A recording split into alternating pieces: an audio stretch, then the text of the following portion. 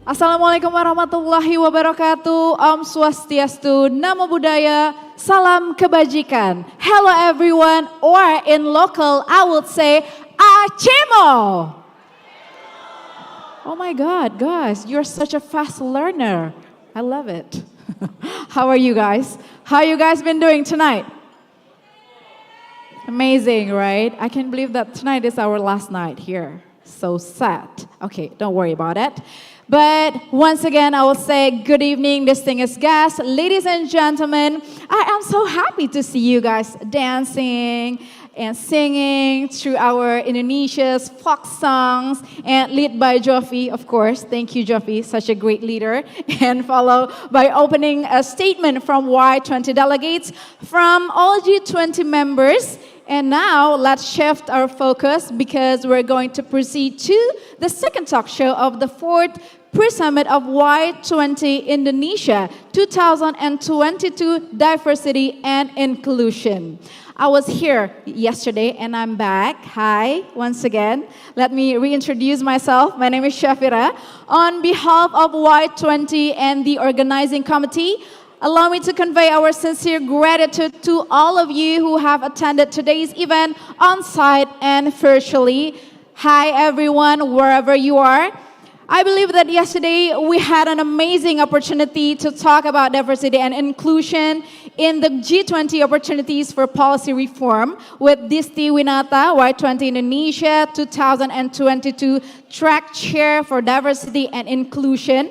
Also, we dig deeper about inclusive education with Abdullah Shukri, Y20 Indonesian delegate for diversity and inclusion.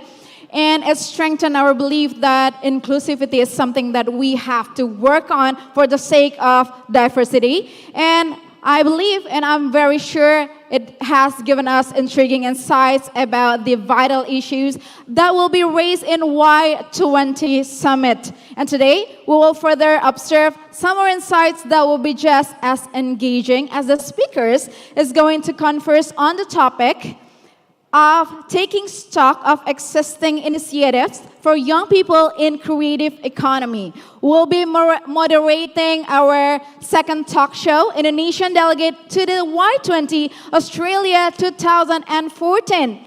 Please welcome on stage Zefa Aulia Sudana.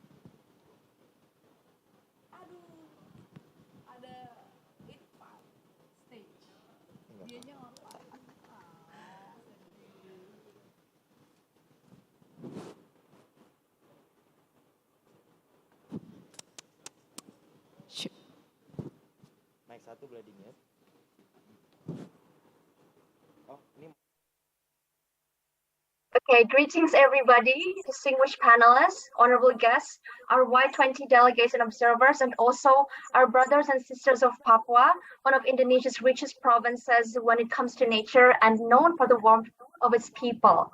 Welcome to the Y20 Indonesia 2022 fourth pre-summit, Diversity and Inclusion. Today, during day 2, we will commence the talk show specifically on taking stock of existing initiatives for young people in creative economy. My name is Zeva Aulia Sudana, or you can also call me Zeva in short, and I will be your moderator for today. So we will have sets of presentations, a mini fireside chat, I would say, and then we will move on to the Q&A session. So I do hope everyone watching, especially the delegates, observers, and the local communities here will engage by tuning into the case studies that will be presented before you.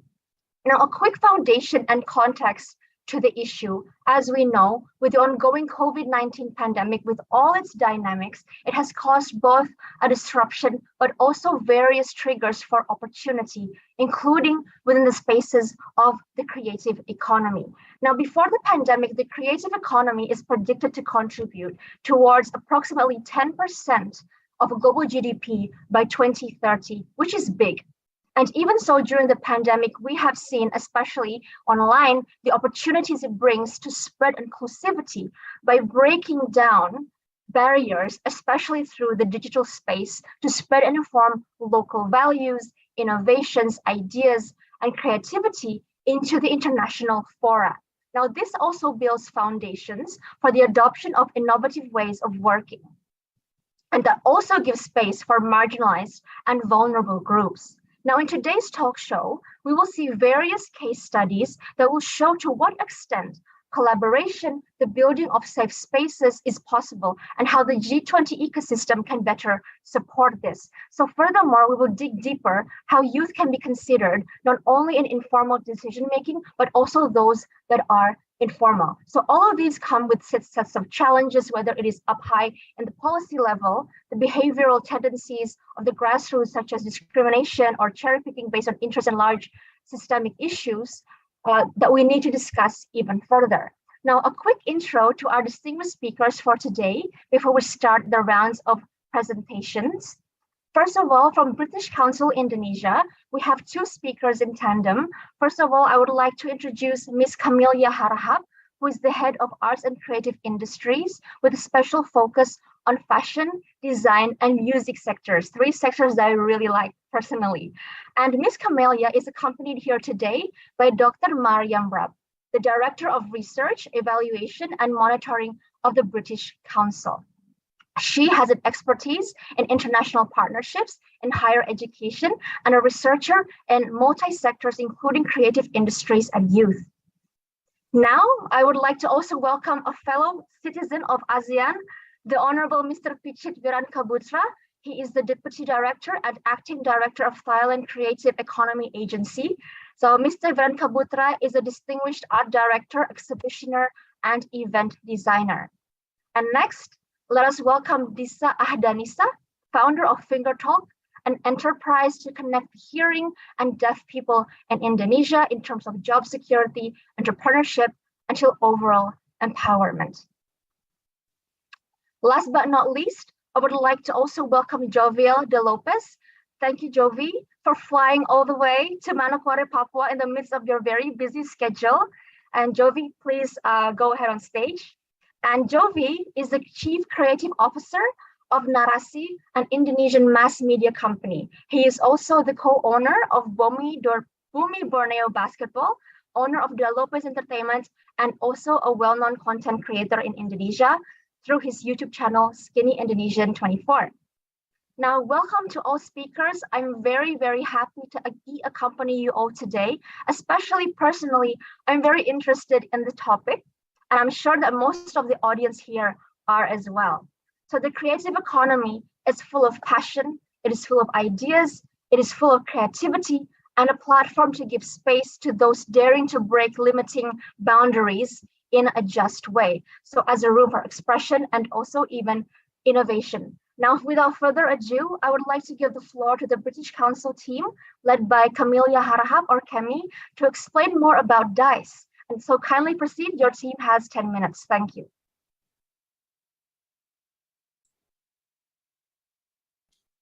Thank you very much, and good evening from Jakarta. My name is Camelia Harahap, Head of Arts and Creative Industries from British Council in Indonesia. Thank you so much for inviting us to be part of this amazing panel. We're very honored to contribute to the Y20 pre-summit during Indonesia's G20 presidency. So as mentioned before, I will be presenting alongside my colleague, Mariam Rab. We'll be presenting a few case studies from the British Council's programs that highlight ways to support young people in the creative economy, which has the potential to provide valuable livelihood for youth and promote diversity and inclusion. So if I can ask for some help to get my presentation up.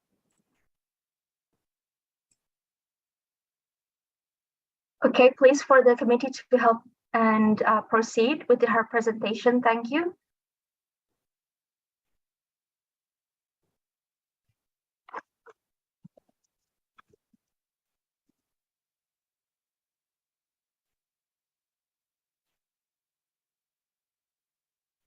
All right. So if we can go into the first page. Thank you. So before we go on to the case studies, I'd like to set the scene a little bit and share some findings from a report that British Council developed in 2020, together with UNSCAP and AVPN on the creative and social enterprise landscape. We surveyed more than 1,300 creative social enterprises in Indonesia and found that CSEs indeed showed remarkable evidence for supporting inclusion. They're creating jobs faster than any other sectors for young people, women, and people with disabilities. Many of the youth-led creative social enterprises are also more likely to focus on solving the SDGs, in particular SDG number 8 on creating decent work. So for more information, you can find the report available online on British Council's website.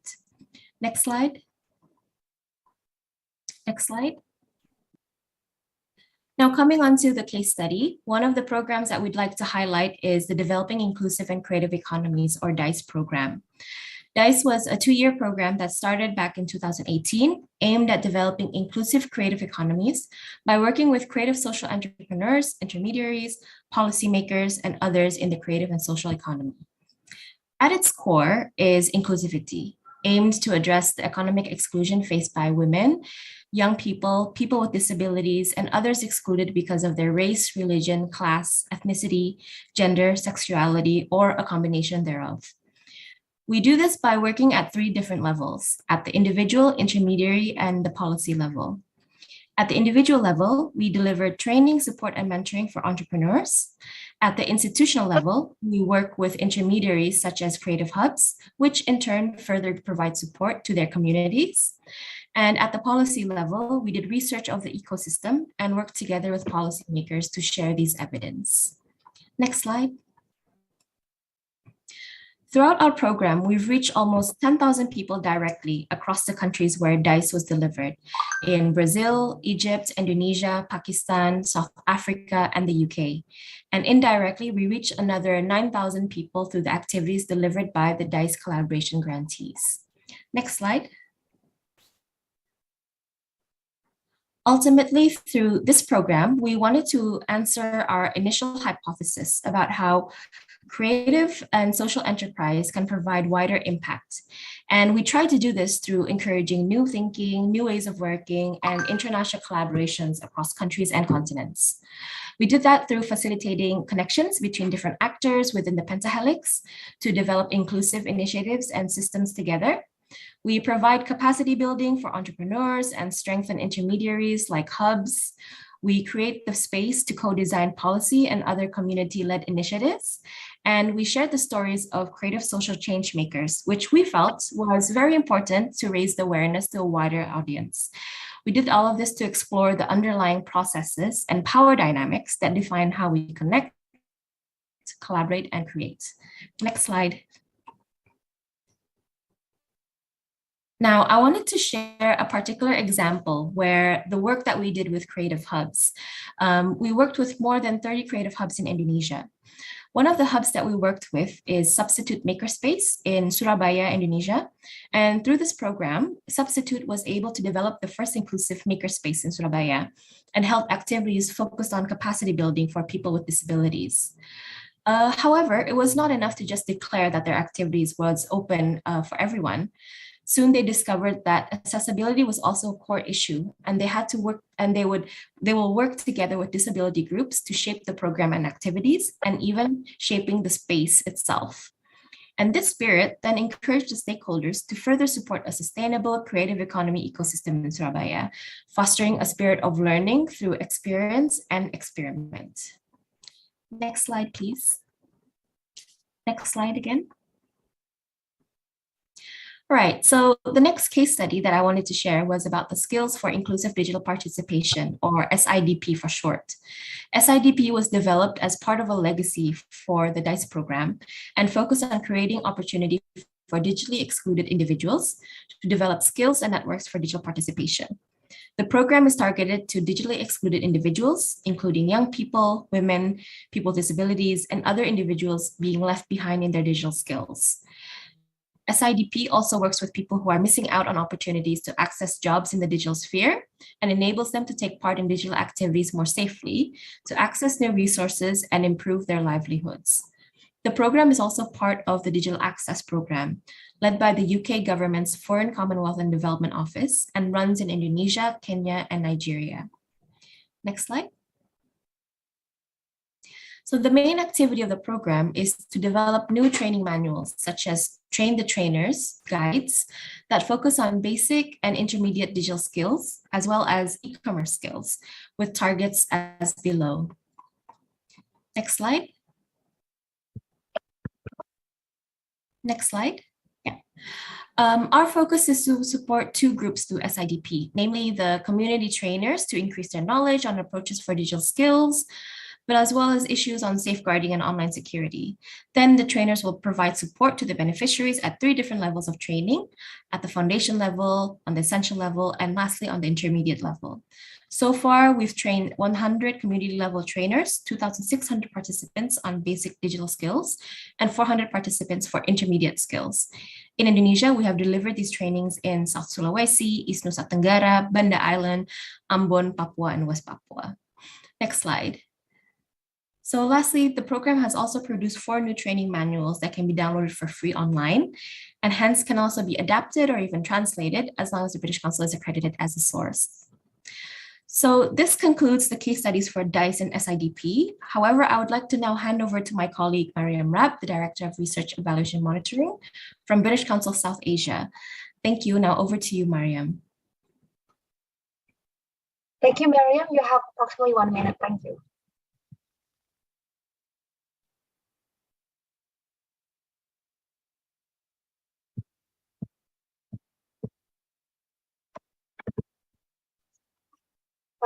Committee, Ms. Mariam's mic is still on mute. Can you hear me now? Yeah, thank you. Yes. Good evening, everyone. I'm joining from Pakistan, and I am going to talk about British Council's research, which is focused on people, the next generation program.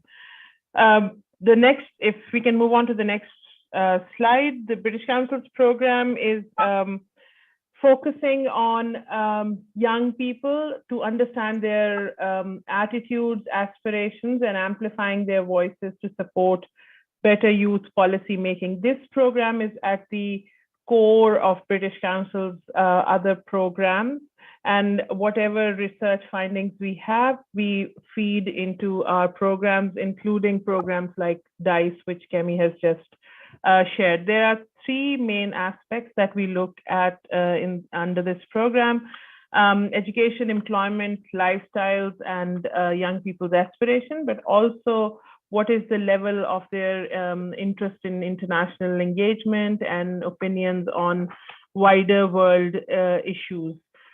And then also the values and the beliefs that affect their lives. Again, if we move forward to the next slide, the idea is to, can we have the next slide, please? The idea of how we make this happen, we make this happen through research, which is participatory and collaborative.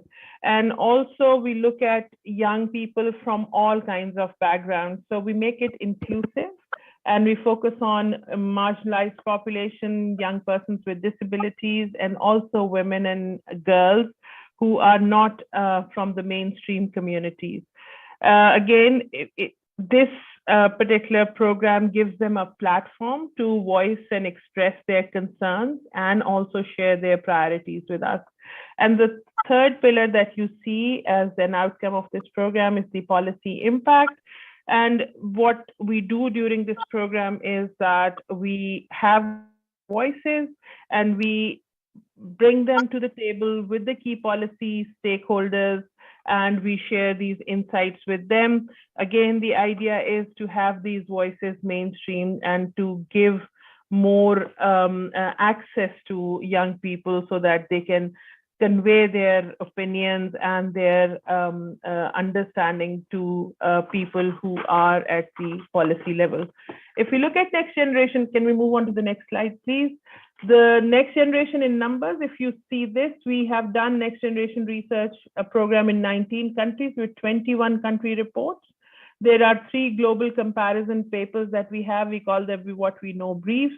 We've reached 48,000 young people in these researches through surveys, interviews, and focus group. And of course, we have one more regional Africa comparison report. Right now, at present, this year, we are conducting next generation research in Pakistan and Indonesia, and I will be in a position to share some outcomes of and some key data from that piece of work. If we can move on to the next slide. We have done next generation in G20 countries. We've also covered some of the ASEAN countries. You have the statistics here. Shortage of time, I'm not going to go through the statistics and move on to the next slide. Which is focusing on the key findings. And the generic, like what I'm sharing here is the general key findings, and what we've collated through our what we know briefs.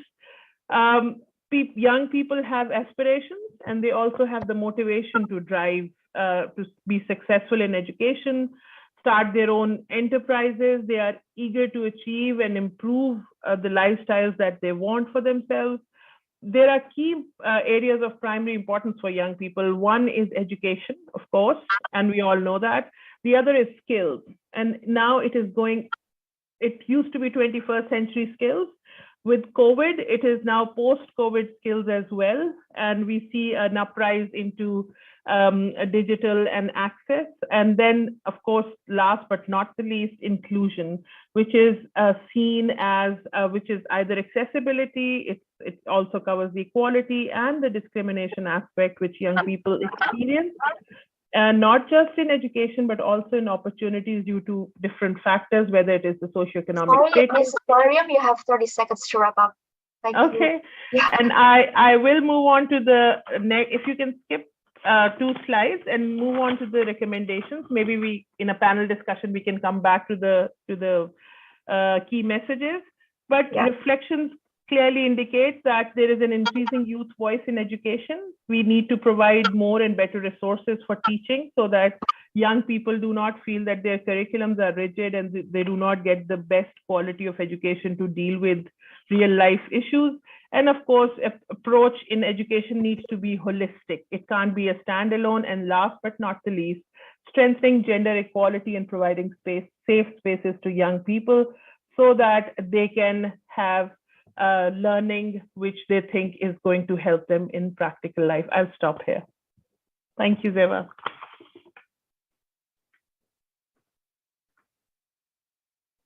Are we good?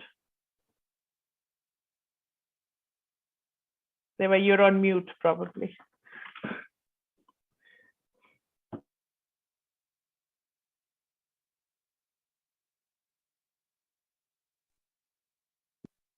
Okay, thank you for unmuting me. Thank you so much, Camelia, and also Dr. Mariam, for your presentation around DICE and its international scope. It was very interesting. We'll have a Q&A session later, so please, everyone, do not go anywhere. So next, we have Mr. Pichit Viren Kabutra from Thailand Creative Economy Agency. Sir, I welcome you to present. Thank you. Hello, everyone. Sorry for my background. It's my home right here. You can hear me, right? Yes, yes, okay. You can. So sorry for my background. I will start my, the host is disable my participant screen show. Can you, oh no, oh yeah, okay. So this is my presentation for today, diversity and inclusion, youth in creative economy. So next slide. We are working as the Creative Economy Agency in Thailand. So apart from the big picture of driving the creative economy in Thailand, we have 3 pillars for the start on the growth of the economy. We drive the creative people, all the talent development, the creative business, and the creative districts. Next slide. So as you can see, to the promotion of the creative economy, there are few issues that we are looking at supporting and enabling the creative economy, all the factors at the moment in Thailand and maybe connected to Southeast Asia. So we are trying to looking at all the enabling factors across. Secondly, research and analysis for enhancing creative potentials. We have like 15 creative industries in Thailand. So we look through all the industries in all tiers to see how and possibilities that we can work with on research analysis and see how we can come up with action plans to drive the creative potentials. Thirdly, driving and improving related policies, strategies, development for the creative economy ecosystem. Right now, we are working at the international policy on bringing international productions into Thailand. So we're looking back into policies, we're looking back into we revisit all the regulations, things like that to see how we can compete with Southeast Asia. Lastly, on this slide, invest in basic infrastructures and for the creative economy. As a creative economy agency in Thailand, we have right now we have 3 locations as Thailand Creative and Design Center, which located in Bangkok, in Chiang Mai up north, and in Khon Kaen, which is in the northeast. In 2 years' time, there will be the 4th that will be completing across the country in Songkhla. So this is part of the connectivities on the circle: creative talent, creative business, and creative districts. These 3 pillars will work closely to create an ecosystem for the creative economy. Next slide. Maybe I go down to the creative talent development. The Creative Business Incubation Center, as just now I just told you, we have like 3 major centers. The Thailand Creative and Design Center that is under the creative economy in Bangkok, Chiang Mai, and Khon Kaen. We have 45 networks of educational institute, like a mini TCDC, the mini Thailand Creative and Design Center, situated across the country, working closely with the academic and education system. So this will satellite directly to the location where students who worked and studied in design, in creative economy, in creative industries will be able to connect directly with the resource, with all the capacity building and skill development. And we have another 2 private sector network that we work with. So they'll be working with like startups and digital techs. And the other is working on gastronomy, which combined in our network. The second one is the 49 Creative Business Incubation Center in the education. Okay, so over 250,000 people are in the ecosystem of what we're driving. Next slide. Like this is one of the challenge that we would like to see. We have our own resource. So right now we're looking at how we can utilize our resource. We came up with a project called the Young Designers Club. Is to ask students in public school, in government school, to set up a design club, so we can plug directly like books, like activities, workshops, or talks indirectly to what their needs in high schools and secondary schools. So it's like a co-create kind of project that students in school asking for help, we have the resource that we can manage, so it will get across and maybe benefit down to like high school students. Next slide. This is one of the challenging projects. It's a government policies on introducing 21 baht per students per meal for lunch, and we're looking at we're looking at how we could challenge how to use design and creativities to create a healthy meal, healthy looking, and all the nutrition and work with the back kitchen, with students, with teachers. So this is a project that will help to see new menus that they will get all the nutritions. And like on the right on the presentation is like a little vote for kindergarten students to see what is the best meal they would like to have, so we could develop the meal that they actually really like. So at the very end of the project for the first year is like we have now 20 menus across, so students could know new menus, even international. Okay, next slide. Now the creative business, I'll go shortly. So in our creative business, we have like incubation businesses, business consulting to provide services to drive the economy. Next slide. I'm faster now. So we have like new projects to work with young creators, young businesses to start up. I believe right now across the globe, younger generation is now driving into the business. So we are now stretching back into further that not only like postgraduate students, but we going down to high school students to help them in their creative career. Next slide.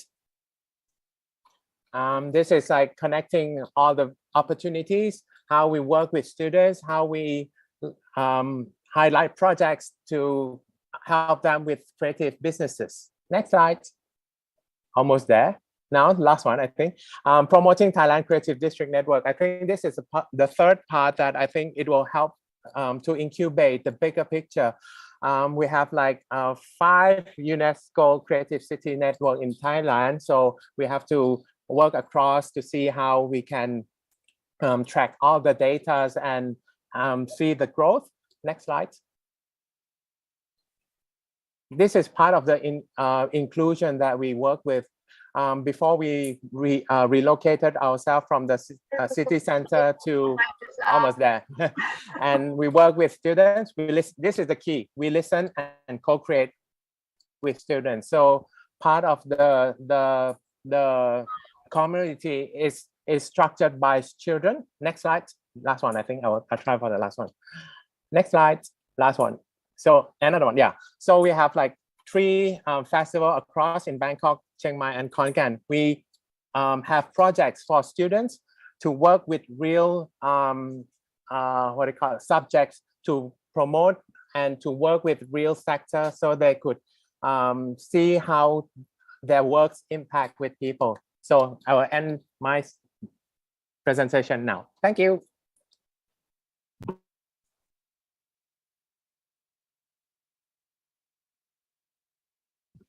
Thank you, Mr. Pichit. That was a wonderful and also presentation. I know you have many interesting ideas. Maybe we can delve into later at the Q&A session, especially about incubators, because I think incubators are very, very important to push for many opportunities for young people. So now I would like to give the floor to Mrs. Disa Ahdanisa from Finger Talk. The floor is yours. Thank you. Thank you, Zepha. Can you all hear me? And can you all see me? Yes, we can. Okay, great. All right. Good morning, good afternoon, good evening, everyone. Thank you, Y20 Indonesia 2022, for the opportunity. My name is Disa, and I'm the founder of Finger Talk. And I wish that I can be with all of you, the delegates in Manokwari, but I'm currently joining in from Beppu, Japan. And if you guys can help me to show my presentation, that would be lovely.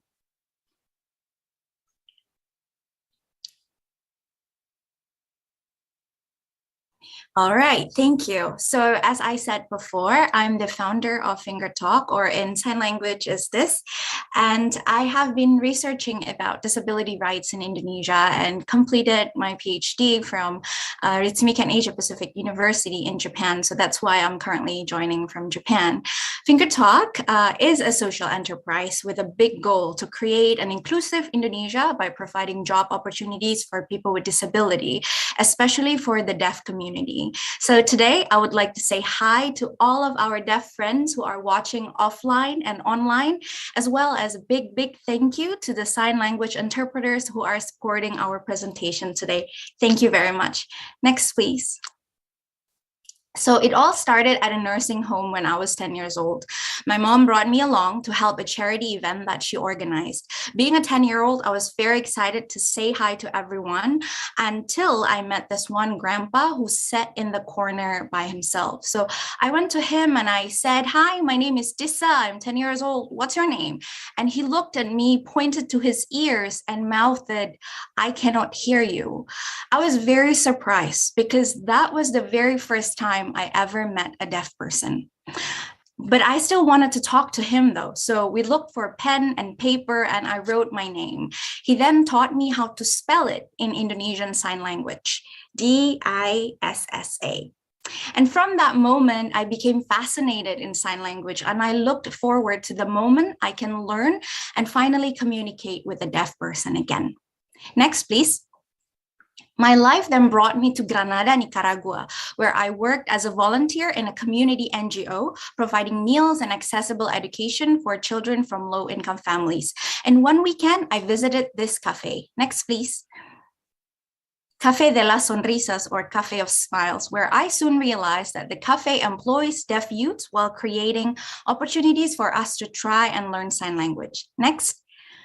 It is a socially driven business supporting vulnerable and minority groups. And I thought, why don't we make something similar in Indonesia? Next. When I went back home, I realized that in my neighborhood, many of the parking attendants working at shops or public places are deaf.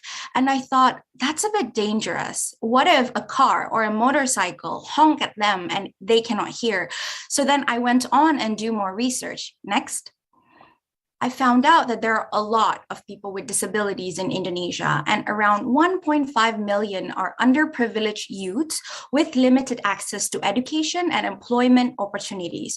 So we thought, why don't we create something where the deaf can work in a safe and inclusive environment and the hearing can learn sign language? Let's create a platform, a hub for everyone. Next. Because there is an Indonesian saying, "Tak kenal maka tak sayang." If you don't know, then you don't love.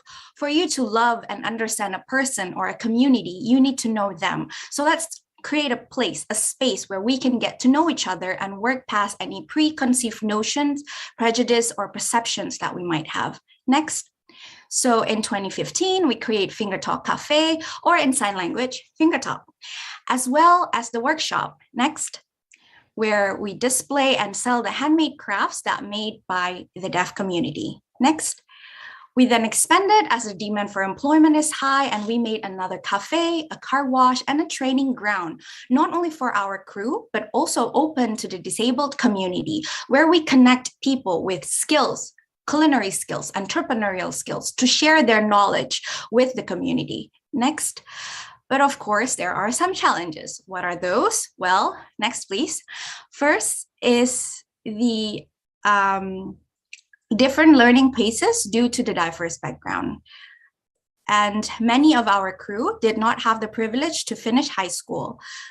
And some did not even finish elementary school. I'm sorry, I cannot see my presentation.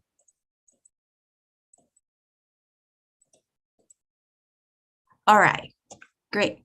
So that means I get extra time?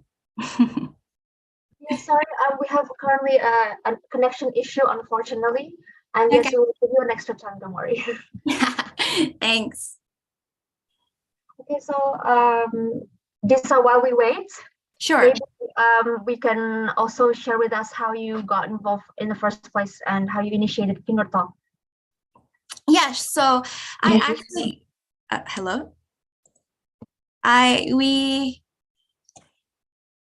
Yes, all is good. Let's just have a chat while we wait for the connection issue. Sure. Technical issue. John, we know that you are now joining with the. I'm sorry, we can say it's a pioneer in the digital media, and you've been more creative into media industry. An audio link committee. How you shift the media. Thank you for muting. Okay, Disa, let's share a bit about your background and how you got involved with Finger Talk, how you initiated while we wait for the presentation. There's still a technical issue. We really apologize on behalf of the committee. Yes, I thought they're talking with Jofi on the stage, no? Because oh no, we're commencing. Okay, got it. All right, thank you. All right, we're back. Okay, we're back. Yay. Okay, thank you. How digital issues work, we have to find a way to solve the problem. Okay, I'm glad that it's not for me though. So yes, can we back up one slide a bit before this? One slide before this. Okay, can anyone okay, not yet, because the sign language interpreter, Mine, told me that they cannot see it.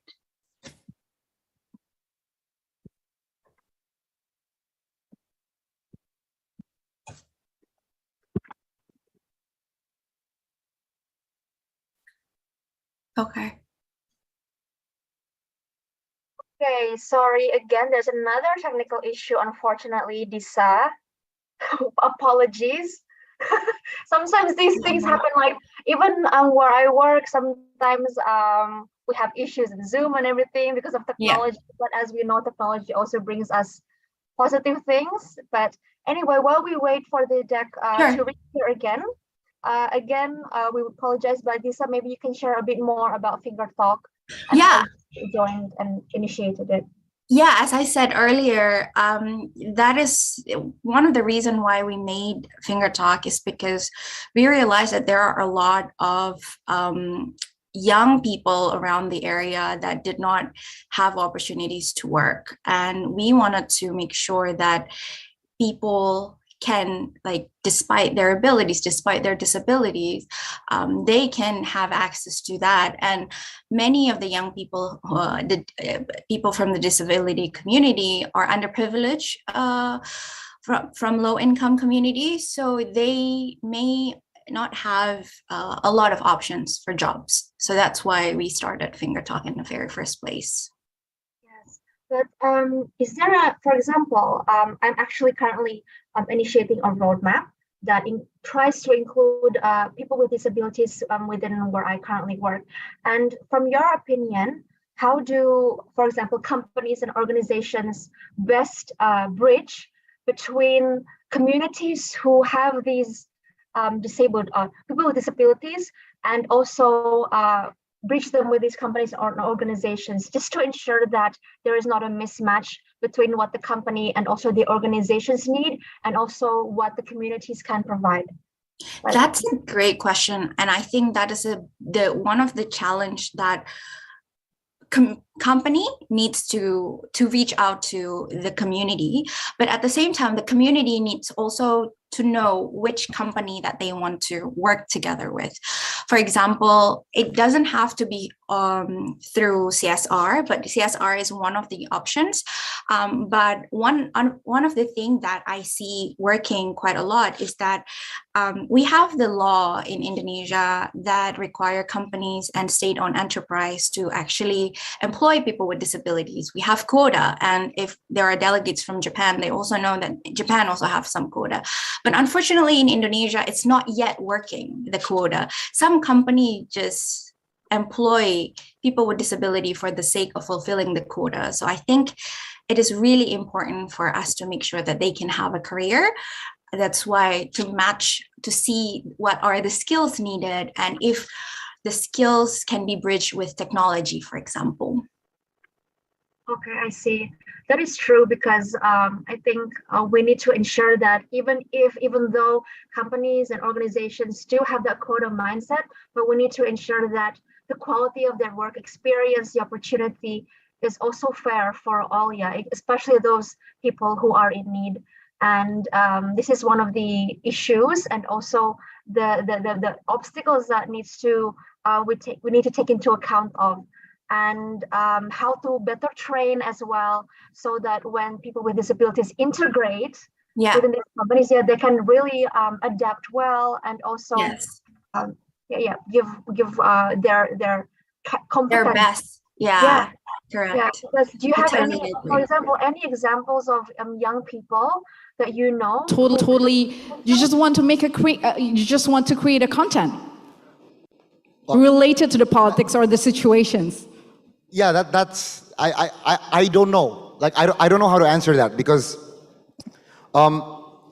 if you see the Indonesian digital space, as all the Indonesians here probably know, the type of content that is viral or the type of content that is trending is very different than the type of content that you saw us dancing to just now.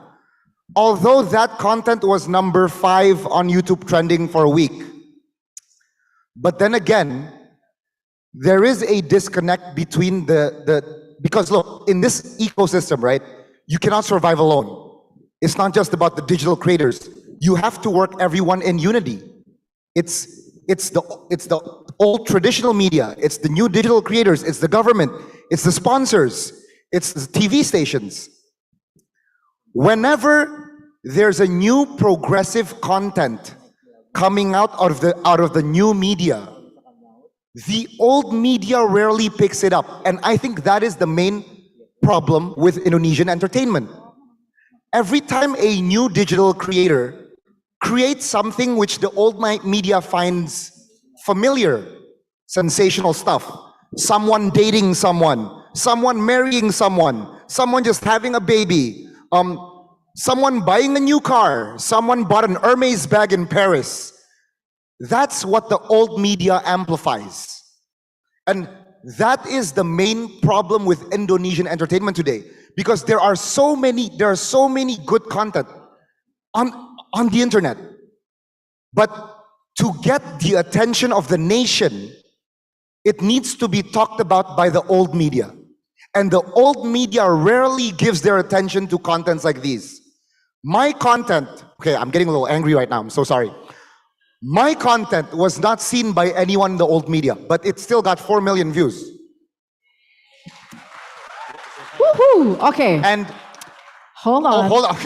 I'm getting a little angry. I know. You gotta He's on fire, you gotta hold right? me back. You gotta hold me back. He is on fire. But I think we have Zephyr back. Okay. Zephyr? Back to you. Zephyr, are you with us? Yes, I'm here. Finally. Okay. Zephyr, are you ready? Yes, I just re-asked because there's a disconnect. Because Sorry? We can't hear you clearly. Sorry. I just would like to clarify because there was this disconnect between Zoom and what's going on offline. And I noticed that Jovi's session has started. So shall we wrap up with Disa first or continue with Jovi? Sorry. Yeah, sure. Zephyr, please do your job. Thank you. Okay. Zephyr, just go back to Disa. Zephyr, it's fine. Sure. Go back to Disa and then I'll continue later. Yes, thank you, Jovi. Okay, so the committee, are you ready with this presentation? Because she needs to finish her presentation.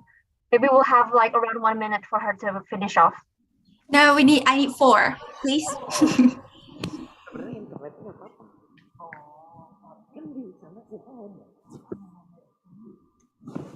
Hello? Hi, can you all see me? Yes, we can, but I'd like, oh, there you go. Okay, Jovi, a big fan. Thank you so much. It's such an honor to be in the same panel as you. Big fan. Hi, Disa. No, what you're doing is great. Thank you.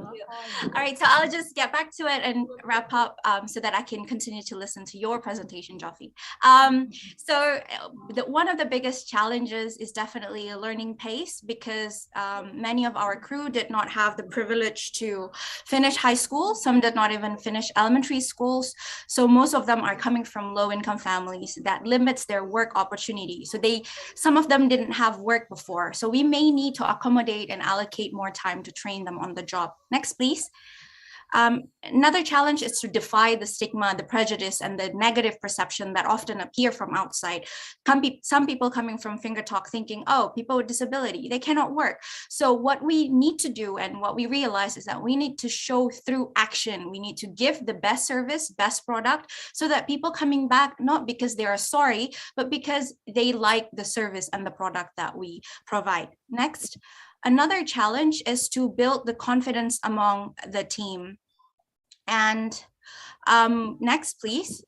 We do that by being the bridge between the crew and connecting them to inspiring international and national deaf leaders, showing our crew that their disability is the superpower that can help them soar and reach their dreams. Next.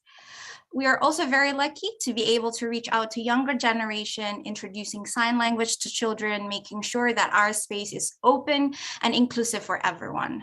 Next, we had the opportunity to be creative and increase our skill set. In 2018, we created this project where we made plush toys modeled after Indonesian endangered animals like elephants, rhinos, and we gave the plush toys to Indonesian elementary school children, where we brought our crew to meet the school children and talk to them and introduce sign language to the students.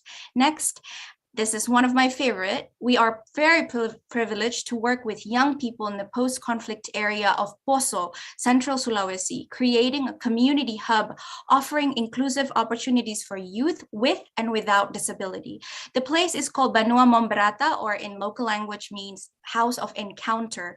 There, besides a cafe, we hold events, workshops, seminar involving women, youth organization, and local government. Next, please. Not all of that, though, are happy stories. Next. Unfortunately, the pandemic hit us really, really hard, and we had to close temporarily. We even thought of closing up.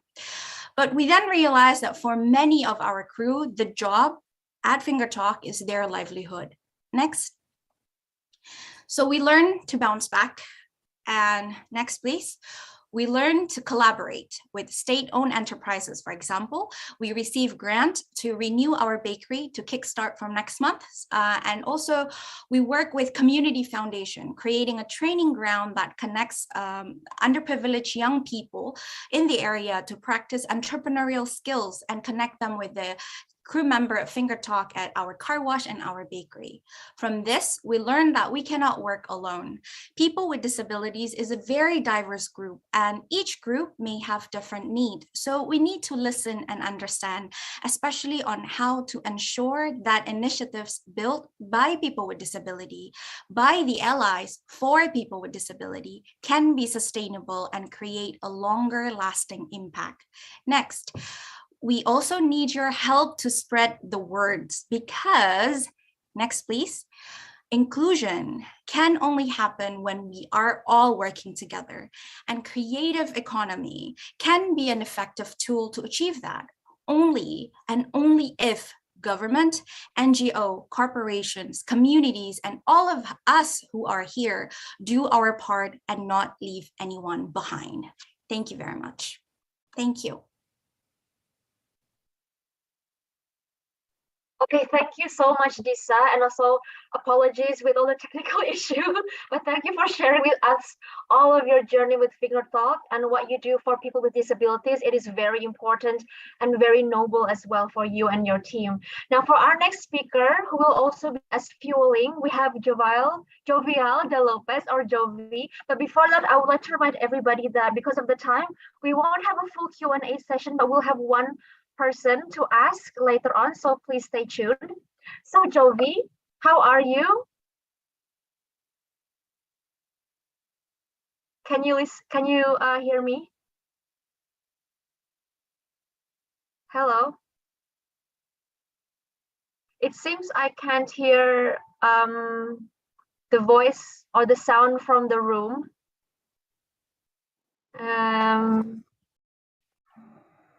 Oh, you can't hear me? Oh yes, now I can. Okay, awesome. Now I can. Perfecto. So Jovi, how are you? Is this your first time in Papua, and what are your first impressions of the province and the people so far? It's my second time, and because if you know Indonesia, right? it is not divided, but because of the Eastern bloodline is more Melanesian, and since I am half Eastern Indonesian, my dad is from Flores. Every time I go to East Indonesia, I feel like I'm home. It's because my dad is like a Flores guy who used to fish, like hunt fish for breakfast. Like he was that guy. And my mom's from Manado, so I get a mix of the two cultures. Okay, that's really amazing to know. So representative of the East. Now, I really am looking forward to discussing with you. So this sub-session with Jovi, everybody is unique. We will have a mini fireside chat. So it's not exactly a presentation. So hopefully it's more engaging or as engaging as the rest as well. Now, Jovi, before your involvement with Narasi, you've long been a YouTube content creator with your brother. Now, for context, since there are those from outside of the country as well who are watching this, Skinny Indonesian 24 has over 3.3 million subscribers on YouTube. So it's very massive. And you and your brother, you use that massive platform to spread Indonesian culture through skits, parodies, and even many informative educational content. Now, my question is, why do you think it is so important to promote culture, especially local culture, to the global audience? And what's the impact so far based on your experience? I think it's the message that resonates with me, right? When you become a content creator, you should really just create content that resonates with you. And I personally believe, and this is because of the upbringing maybe, since a little kid, my mom was a diplomat. She was posted in the US, in Norway, in Denmark, in India, and she's always been the head of cultural affairs. So from a young age, I've been exposed to just promote Indonesia wherever I go.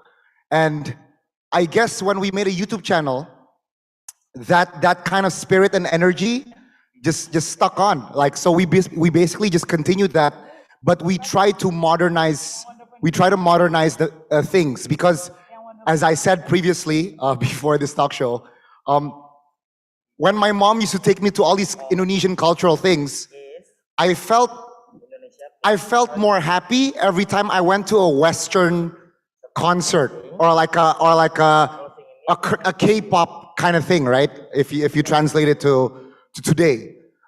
And I want people to get that same feeling when Indonesia is being shown to them. I want them to get this like, ooh, this happy vibe whenever they see Indonesian content. So I guess that's why my little brother and I, we do these kind of things, we make these kind of videos, but they're very hard to make. These are not easy videos to make, hence, I guess that's why there are not so many content creators like doing things like this. But I really hope there will be many content creators like this, because many people actually have the skill to do this. And this is where I'm gonna tie it to my previous point. The government should really focus on these people. Like the Indonesian government, as much as I love you guys are focusing on the wrong things. In terms of entertainment, you are pushing a lot of volume, right? Like when we show the numbers, it's always beautiful. Oh, 60,000 content produced a day. But you're always focused, on the quantity game, not the quality game. If we reduce those numbers, if we try to dissect how much of these 60,000 contents, this is just generic numbers I'm throwing out, how much quality, then we're gonna start, then the real conversation starts. But we never get to that point because we get stuck in this numbers game and we try to compete with other countries in order to get investment. It's a really boring game. And it doesn't really push our human resources, our creative resources, and our culture. I am taking too much of your time. Let's go to Q&A. Thank you very much, everyone. Thank you, Jovi. Just a quick question, because I want to ask something related to the G20 first. Then I'm going to open. There's one Q&A on queue. So as someone who has been in the content creation space for years, I'm sure you are aware of piracy issues and a lack of protection towards intellectual property for young creative workers. And as I also know, even on the digital space through the years, it's a work in progress to protect content creators online towards hijacking of ideas and also manipulating ownership of certain videos. It's getting much better, but it's still quite a journey, especially specifically on YouTube, for example. Now, where do you see the role of the G20 governments in helping young creators like you to protect online content, especially theirs? Wow, that was a pretty lengthy question and it was a little echoey, but I think I kind of got it. Piracy, right? Yes. Look, from the, I guess since I've been a YouTuber for a while, from YouTube side, they're doing great things. I mean, the US, Google is really good on top of this. Like every time you see someone copying other people's content, you can flag it down, you can report it. They're doing great stuff. But I think when it comes to our country, to Indonesia, look, we rely on Western technology a lot, but what we spend our time on is we take down content that we think is dangerous to the status quo of the nation. That is, right? If in Google and YouTube, they focus on plagiarism and piracy and intellectual property rights, our nation, we focus more on, is this content dangerous? Will people wake up when they see this content? Should this be viral? And look, right? When it comes to art, when it comes to content, art is a reflection of the society that we live in.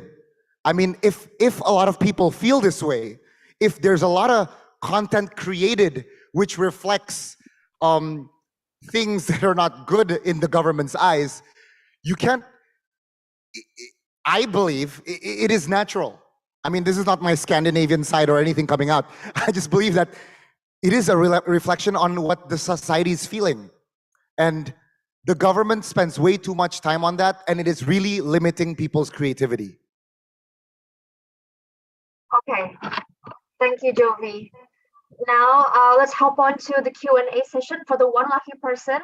I would like to ask for user Al Taibi to open your camera and unmute yourself and proceed with your question. Thank you. Thank you. Hello. Assalamu alaikum, everyone. Wonderful panel. Something that we need to talk more about as young people. Thank you to our panelists. The creative economy is indeed a strategic one, and it's very important. It exports potential, boosts competitiveness. My question is, how does our panelists think innovative creative industries can be scaled up? And what difference would it be? What difference will be made up if it was easy for the creative industries to move from informal to the formal sectors and beyond the micro level or incubation level? Thank you. Thank you, sir. Would you like to assign this question as to a specific speaker or for anybody who would like to answer? I think all the panelists are wonderful. I'd like to hear the answers from any of them. Thank you so much. Maybe Mr. Pichit, would you like to answer the question? Thank you for the questions. I'm not so sure I got the whole questions, but about scaling up, there's two parts. I think the first part is all the education that has to be equipped and accessibilities that to be plugged into youth, all the youth.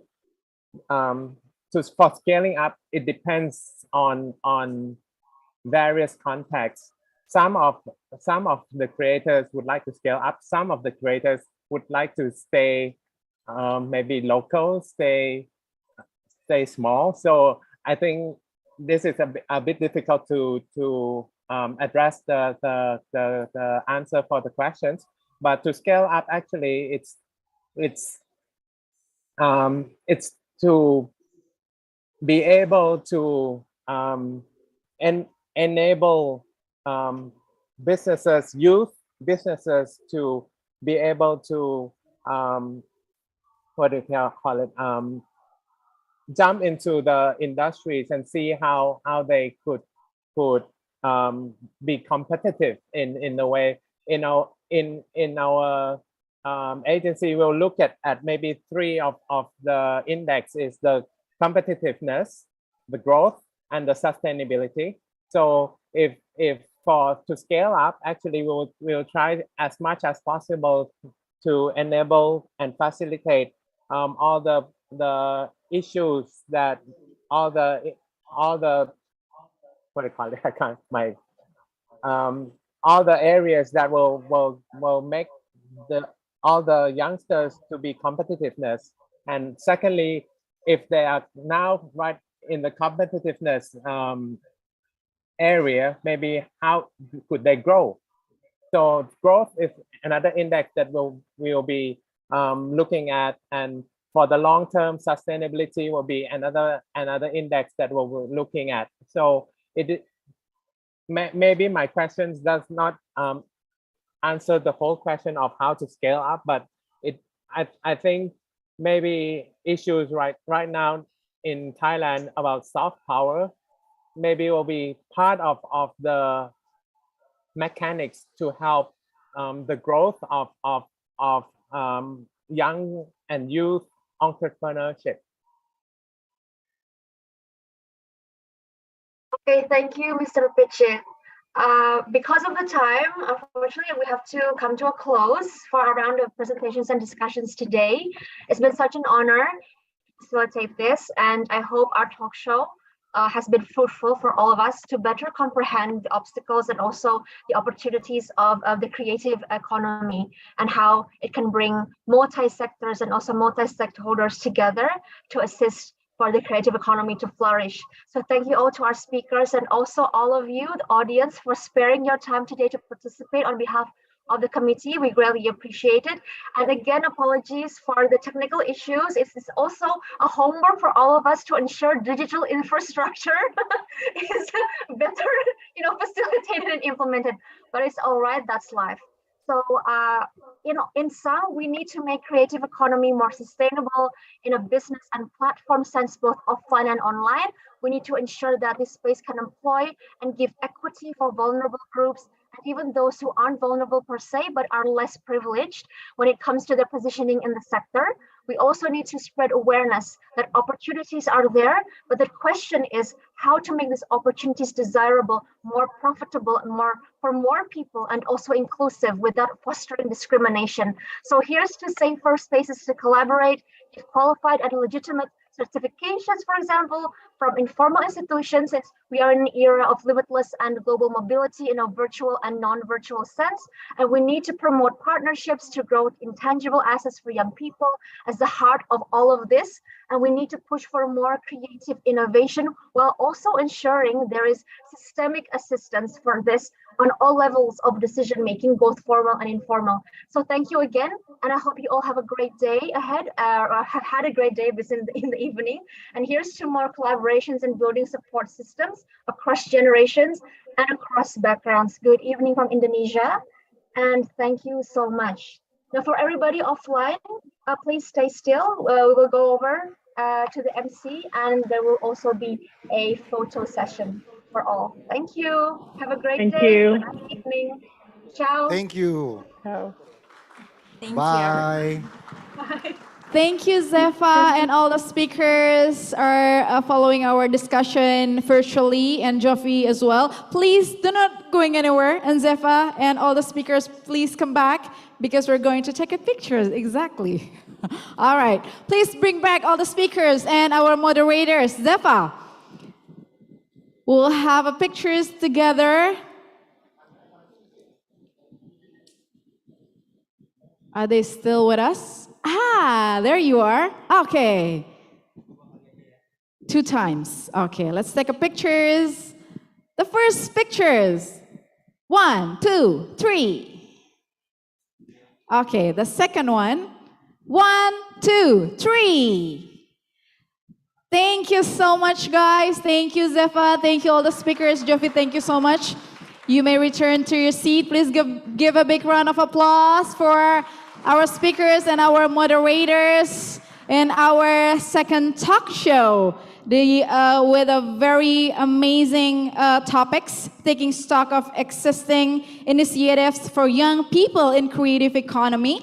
Before we proceed to our next agenda, I would like to greetings and welcome to the representative of West Papua Province. Welcome to the 4th Pre-Summit of Y20 Indonesia 2022 Diversity and Inclusion. Speaking about the creative economy, I am aware that as a person who worked in media and TV industry, and now I'm shifting to create a content through YouTube, I live in Indonesia that consists with thousands of islands. I live in Jakarta. I am realizing that my viewers live far away from the city that I live. I live in Jakarta, but some of my viewers are staying in eastern of Indonesia, or some of them are staying in western of Indonesia. I don't know how to connect them one to each other, and the ideas and my content can relate to all of them. And I think creative content we can connect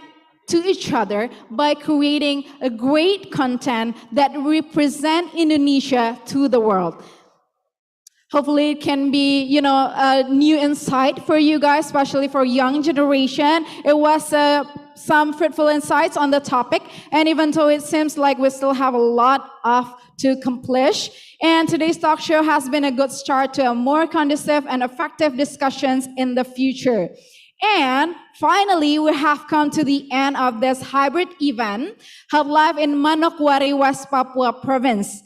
As we know, during the 2-day event, we started off with the opening ceremony, the acting governor of West Papua Province, Bapak Paulus Waterpau, represented by Bapak Nathaniel Domingos Mandachan, the regional secretary of West Papua Province.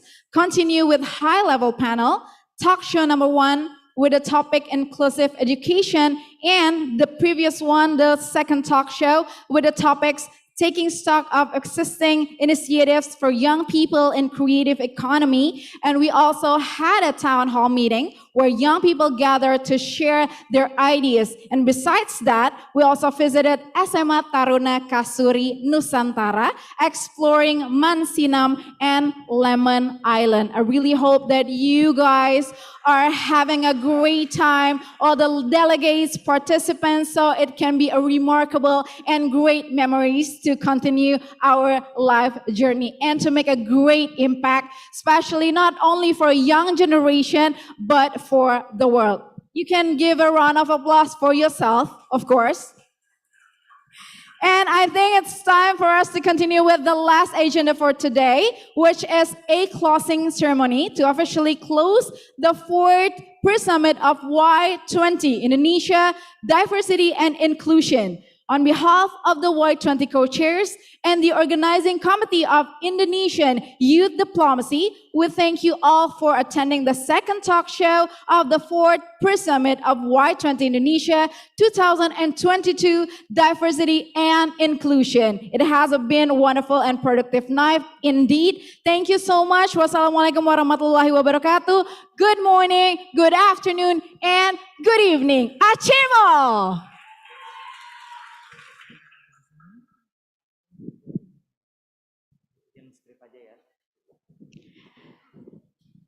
Okay, now we start with the opening ceremony, guys. The closing one.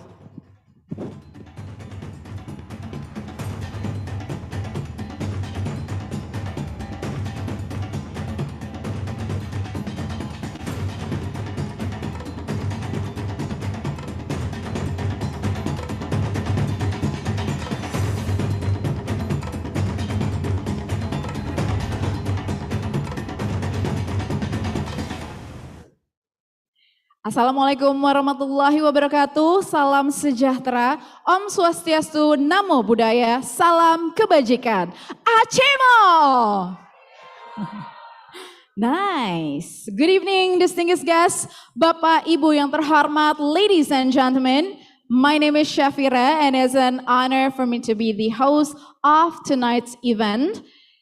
And also would like to extend our warmest welcome to our distinguished guests. Good evening and welcome to Gubernur Papua Barat, represented by First Assistant Bidang Pemerintahan Kestra dan Otsus Setda Papua Barat, Forkopimda Provinsi Papua Barat, Bupati Manokwari yang diwakili oleh Asisten 1, Bupati Kabupaten Kota seprovinsi Papua Barat atau yang mewakili, pimpinan organisasi perangkat daerah di Provinsi Papua Barat, organisasi pemuda di Papua Barat, tokoh-tokoh pemuda, tokoh adat, tokoh agama, dan tokoh masyarakat di Papua Barat, Ketua Panitia Y20 di Manokwari, Melkias Werinusa, Co-Chair Y20 Indonesia, dan Bapak Ibu hadirin sekalian.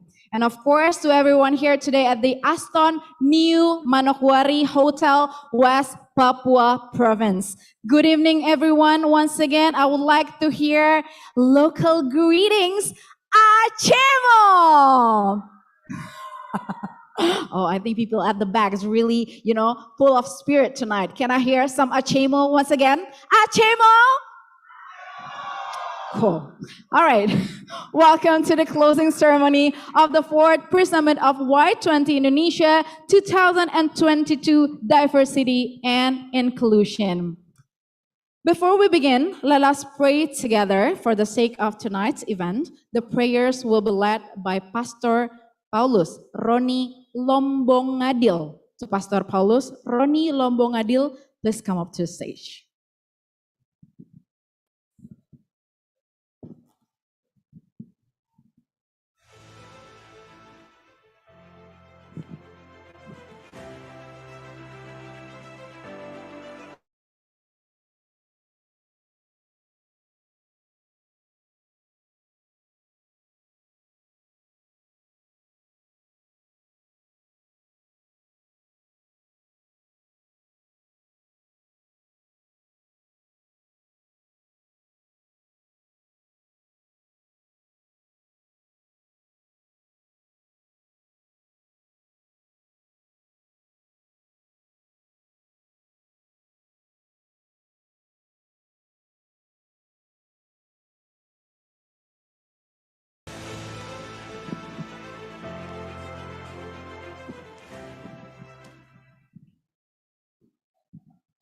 Shalom. Assalamualaikum warahmatullahi wabarakatuh. Namo Buddhaya, Om Swastiastu, salam kebajikan, salam sehat, salam sejahtera untuk kita sekalian. Yang terhormat Menteri Pemuda dan Olahraga Republik Indonesia, yang terhormat Penjabat Gubernur Papua Barat, dalam hal ini diwakili oleh Bapak Asisten 1, yang kami hormati pimpinan Serpa dan Panitia Nasional G20, yang mulia Ketua Majelis Rakyat Papua, yang kami hormati Forkopimda Provinsi Papua Barat, yang kami hormati Ketua Tim Penggerak PKK Provinsi Papua Barat, Ketua Dharma Wanita Provinsi Papua Barat, dan juga Ketua BKW Provinsi Papua Barat, yang kami hormati para Bupati Wali Kota se-Papua Barat, yang kami hormati pimpinan organisasi perangkat daerah provinsi dan kabupaten se-Papua Barat, yang kami hormati tokoh agama, tokoh adat, tokoh perempuan dan tokoh pemuda, yang kami hormati pimpinan Indonesia Youth Diplomasi Y20, Co-Chair Y20 beserta tim, yang kami hormati para utusan pemuda yang mewakili lembaga maupun individu dari negara G20 dan negara lainnya, nasional dan daerah. Yang kami hormati para undangan serta hadirin yang kami banggakan. Sebagai umat beragama, terlebih dahulu saya mengajak kita semua untuk mengucap syukur kepada Tuhan Yang Maha Kuasa atas rahmat dan perlindungannya, sehingga pada hari ini kita dapat berkumpul kembali di Hotel Aston New Manokwari, Papua Barat, dalam keadaan sehat walafiat untuk mengikuti acara penutupan rangkaian Pre-Summit keempat Y20 atau Y20. Hadirin yang kami hormati, izinkan saya mewakili seluruh panitia menyampaikan laporan pelaksanaan kegiatan Pre-Summit 4 Y20 di Manokwari, Provinsi Papua Barat sebagai berikut. Nama dan tema kegiatan. Pre-Summit 4 Y20, Y20, Romawi 2, topik. Pre-Summit 4 Y20 Manokwari fokus membahas topik Diversity and Inclusion, keberagaman dan inklusi. Romawi 3, kepanitiaan. Panitia pelaksanaan kegiatan ditunjuk dan ditetapkan berdasarkan keputusan Gubernur Papua Barat nomor 060-41-2-2022 tanggal 2 Februari 2022 yang terdiri dari unsur pemerintah Provinsi Papua Barat, pemerintah Kabupaten Manokwari, Y20 Presidensi Indonesia, TNI Polri, instansi vertikal, organisasi kemasyarakatan, dan NGO mitra pembangunan. Romawi 4, waktu dan tempat. Rangkaian kegiatan Pre-Summit 4 Y20 dilaksanakan di Kabupaten Manokwari, Provinsi Papua Barat, bertempat di Aston New, serta City Tour mengunjungi Pulau Matsinam dan Pulau Lemon dari tanggal 17 sampai dengan 19 Juni 2022. Romawi 5, agenda kegiatan. Rangkaian kegiatan Pre-Summit 4 Y20 dilaksanakan berupa 1. Hari pertama tanggal 17 Juni 2022. Town Hall event hanya untuk peserta lokal, 56 orang peserta. Kemudian malam keakraban, social night. Yang kedua, hari kedua tanggal 18 Juni 2022. Yang pertama, kunjungan ke SMA Taruna Kasuari Nusantara. Yang kedua, kunjungan ke Pulau Mansinam. Di sana dilakukan penanaman pohon. Yang ketiga, kunjungan ke Pulau Lemon, dilakukan penanaman terumbu karang dan pelepasan tukik. Kemudian yang berikut, kunjungan ke pameran UMKM di Manokwari City Mall. Dan yang terakhir, pembukaan high level panel dan talk show pertama. Ketiga, hari kedua tanggal 19 Juni 2022, kegiatannya pertama Town Hall Meeting dan Talk Show 2. Dan penutupan, Romawi 6, jumlah peserta. Kegiatan ini diikuti oleh 121 orang peserta yang hadir secara offline, yang terdiri dari 56 orang peserta lokal dari luar Provinsi Papua Barat dan regional timur lainnya, dan 65 orang peserta dari luar Papua Barat yang meliputi AID Komite, lokal chapter, delegasi, dan undangan lainnya. Sedangkan yang hadir secara online berjumlah lebih dari 1.300 orang. Tepuk tangan dulu. Ya. Romawi 7, pembicara dan narasumber. Pembicara dan narasumber berasal dari pertama, Kementerian Pemuda dan Olahraga Republik Indonesia secara tapping. Yang kedua, Kementerian Pariwisata dan Ekonomi Kreatif Republik Indonesia dilakukan secara online.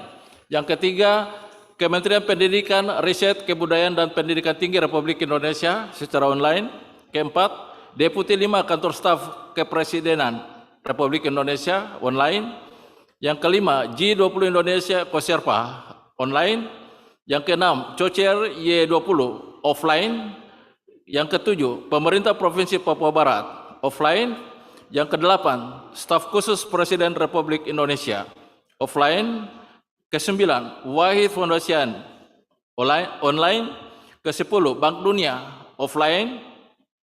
Ke-11, Kipin ID offline. Ke-12, British Council Indonesia online. Ke-13, Disability Rights Scholar online. Ke-14, Narasi TV online. Ke-15, Thailand Creative Economy Agency online. Ke-8, pembiayaan. Keseluruhan pembiayaan untuk Pre-Summit Y20 dan Side Event W20 bersumber dari pertama, anggaran pendapatan belanja daerah Provinsi Papua Barat. Kedua, dukungan dari organisasi perangkat daerah di lingkup pemerintah Provinsi Papua Barat. Yang ketiga, sponsorship BUMN, BUMD, BUMS, dan NGO mitra pembangunan dan dukungan lembaga lokal lainnya. Kesembilan, output. Output pre-summit 4Y20 berupa pesan Manokwari yang diharapkan dapat disampaikan di Y20 Summit di Jakarta dan Bandung dan KTT Y20 di Bali. Yang terakhir penutup, demikian laporan pelaksanaan pre-summit 4Y20 Manokwari yang dapat kami sampaikan. Atas nama panitia, kami mengucapkan terima kasih dan penghargaan yang sebesar-besarnya kepada semua pihak yang terlibat atas dukungan pembiayaan, tenaga, ide, dan gagasan dalam rangka menyukseskan rangkaian agenda ini.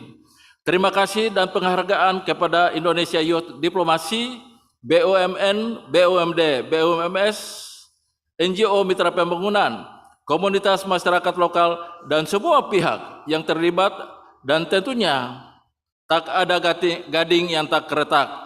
Mohon maaf yang sedalam-dalamnya atas segala kekurangan dalam penyelenggaraan Prasummit 4Y20 Manokwari. Dan akhirnya kami meminjam slogan PON 20 Papua, Torang Bisa. Sekian dan terima kasih. Tuhan memberkati kita semua. Selesai. Thank you, Bapak Melkias Werunusa, Second Regional Assistant for Economic and Development Affairs of West Papua Province.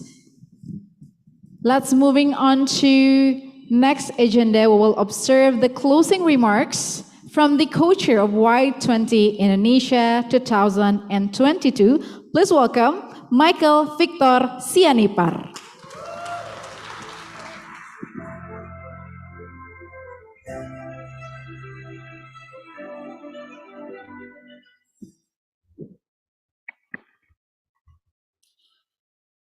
Good morning, good afternoon, good evening, delegates, observers, honorable guests, Bapak Season 1 dan perwakilan dari Forkopimda. We have finally reached the end of our pre-summit. Not just the one here in Manokwari, but the entire series of events from Palembang, Lombok, Balikpapan, and tonight we are closing the fourth and last of our Y20 pre-summits. Many thought that extending Y20 to reach beyond the big cities of Indonesia and to the different parts of the country to be absurd and overambitious. We were not told by anyone to accomplish this feat, but it is based on our own volition, passion, and strong belief that we decided to embark on these voyages across the archipelago to gather, connect, and unite thoughts and aspirations of the youth of Indonesia. Friends, it is not without reason that the Y20 Indonesia Organizing Committee has gone the extra mile to ensure that all parts of Indonesia are well represented. Hosting G20 and Y20 is not the pride and privilege for only the few, the elite, and the powerful. Y20 Indonesia belongs to all of us, to the youth of Sumatra in the western part of Indonesia, and to the youth in Papua, where live also, I believe and I hope, the future leaders of Indonesia and the future leaders of the world. We cannot and must not, in good conscience, limit the participation of Indonesian youth in Y20 Indonesia. This event, this stage, this communique that we draft together belong to all of us. Y20 belongs to the youth from underprivileged communities, minority groups, and underrepresented groups. We treasure and cherish our diversity. No matter who you are, Y20 belongs to you too. Friends, diversity cannot be taken for granted. Indonesia takes pride, not only in our diversity. Our diversity is only but the first half of who we are. Indonesians take pride in the unity we have within that diversity. Our hallowed commitment to be one and remain one is what makes us a nation and makes us strong. It is in such unity can we achieve peace, prosperity, and a hope for a better future for our young generation. We are not perfect. We face challenges. We try to be more inclusive, to promote fairness, equality of opportunities, and human dignity. Our commitment is not to overlook and pretend that everything is all right. Indeed, there are valid grievances, feelings, and facts of injustice that still exist today. Indeed, friends, we still have mountains to climb and hurdles to overcome. And only when we are truly united that we will prevail. We shall overcome. The historic and strenuous journey of our people is an example, a gift that we present to the world. Delegates and observers from abroad who have come to our events, who have tasted and seen the cultures, traditions, languages, and ethnicities of our country that you see while attending, to you we present our unity in diversity. We hope that the same spirit, the same commitment to forge ties and togetherness, that the faith of one affects the faith of all. That this will be the foundational idea that drives Y20 Indonesia this year.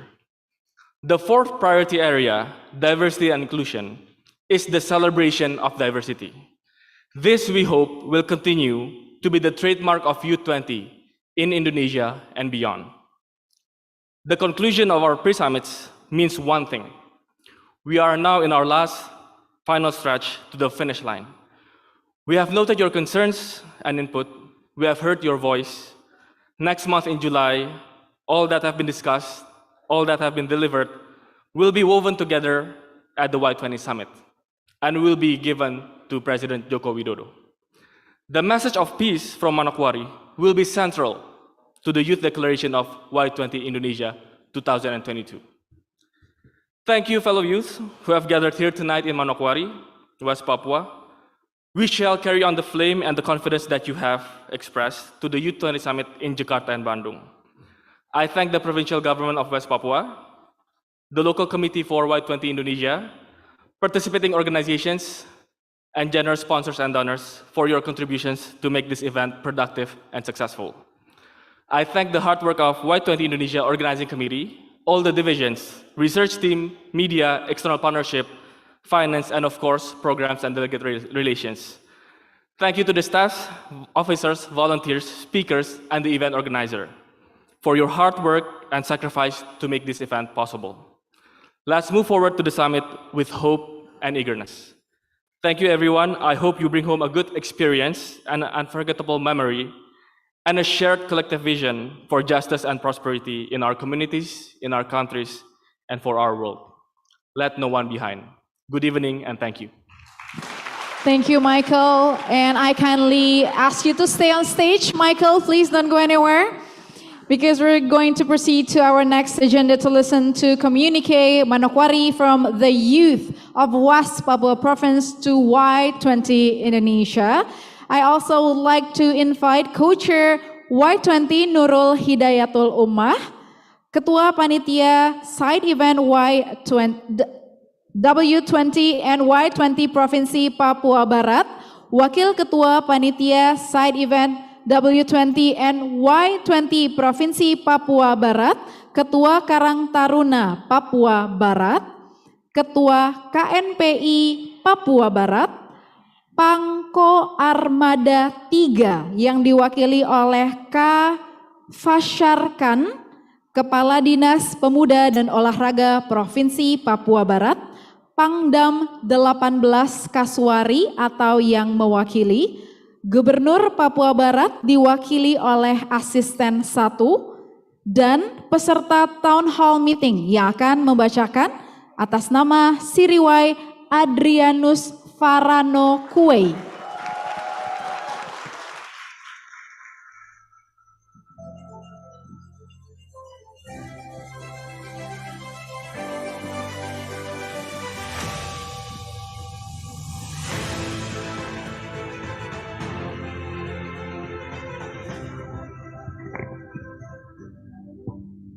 Shalom. Assalamualaikum warahmatullahi wabarakatuh. Om Swastiastu, Namo Buddhaya. Salam pemuda. Salam pemuda. Teman-teman di belakang, salam pemuda. Oke, izinkan saya untuk mewakili teman-teman membacakan hasil diskusi kita tentang 4 topik, yaitu pendidikan inklusif, kemudian ekonomi kreatif, dan kemudian budaya dan toleransi, dan kemudian kepemimpinan pemuda dan keterlibatan masyarakat. Boleh? Bolehkah saya membaca? Boleh. Oke. Pesan ini kami sebut dengan nama Manokwari Communique. Ladies and gentlemen, let me introduce myself. My name is Sirwai Adrianus Faranukwe. I'm from Manokwari. Oke. Kemudian judul daripada pesan kami malam ini adalah Manokwari Communique on Youth Diversity and Inclusion, atau yang artinya pesan Manokwari tentang keberagaman dan inklusi pemuda. We are the delegates, observers, local participants and all parties that have taken part in the Y20 or Y20 side event, which has been held in the city of Manokwari, West Papua, Indonesia, from 18 to 19 June 2022. Those who joined on site and virtually have agreed on bringing forward a document on moral messages for leaders and global citizens through the wide engagement group by Group 20 on the topic of diversity and inclusion. Number one, inclusive educations. Point A, ensuring equal distribution comprehensively in the educational system for all parts of human right without any limitation and specific qualifications, including disabilities, gender, ages, ethnicities, and identities. Point B, ensuring the availability and open access to information and communications as a basic component to improve the quality of education through continuous coordination, cooperation, and collaboration from all parties related to educational institutions and their implementation to overcome various obstacles. Point C, ensuring the pursuit and creation of a contextual curriculum with adaptive learning methods by integrating digitalization with local values, including cultural transformations. Point D, ensuring the respective state governments take appropriate steps to increase the capacity and capability of educators through various training and mentoring programs, as well as synergizing with quality formal and informal stakeholders. Point E, ensuring the fulfillment of adequate infrastructure and facilities for persons with disabilities, especially in the outermost, isolated and underdeveloped areas for self-development and potential as a whole person. Number two, creative economy atau ekonomi kreatif. Point A, ensuring the creation of harmonization and collaboration between the governments of each country, or national and local, the private sector and local communities, indigenous people, to support the business development of the younger generations, especially small and medium enterprises. Point B, ensuring the empowerment of local communities, especially the younger generations, to be able to independently improve their welfare by managing their natural resources in a sustainable manner. Point C, improving youth digital literacy skills and knowledge in the development of the creative economy and sustainable tourism. Point D, ensuring close collaboration with creative tourism industry to introduce local culture and natural beauty to improve people's welfare, especially youth in outermost, isolated, and underdeveloped areas.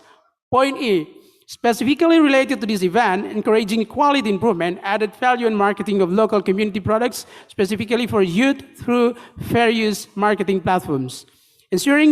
Point F, ensuring capacity building for indigenous Papuans, especially youth, to increase their self-confidence, leadership, and creativity, as well as innovation to be able to compete internationally.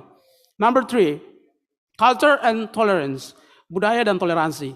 Point A, ensuring the creation and implementation of noble values, especially cross-cultural mutual cooperation and tolerance in the context of implementing quality, equality, and mutual respect. Point B, ensuring the creation of conditions that trigger more youth involvement in cultural preservation that influence the community to apply the noble values of diversity. Number four, youth leadership and civic engagement, kepemimpinan pemuda dan keterlibatan masyarakat. Point A, ensuring young people to raise awareness about the importance of their political participations and political literacy. Point B, ensuring the certainty and equal opportunity to develop leadership potential in vulnerable groups through capacity building in formal and informal institutions. Point C, ensuring and call on governments in each country to provide a platform for youth to contribute, participate, monitor, and evaluate the decision-making process. Point D, strengthening the role of youth in strategic, executive, legislative, and judicial positions in a 30% inclusive quota. Point E, ensuring the acceleration of inclusive equality practices in government and private institutions by removing exclusive regulations. Number five, technology and digital access, teknologi dan akses digital. Point A, ensuring strengthening the synergy of education and training on social media and digital ethics and an inclusive and contextual curriculum at every level of education.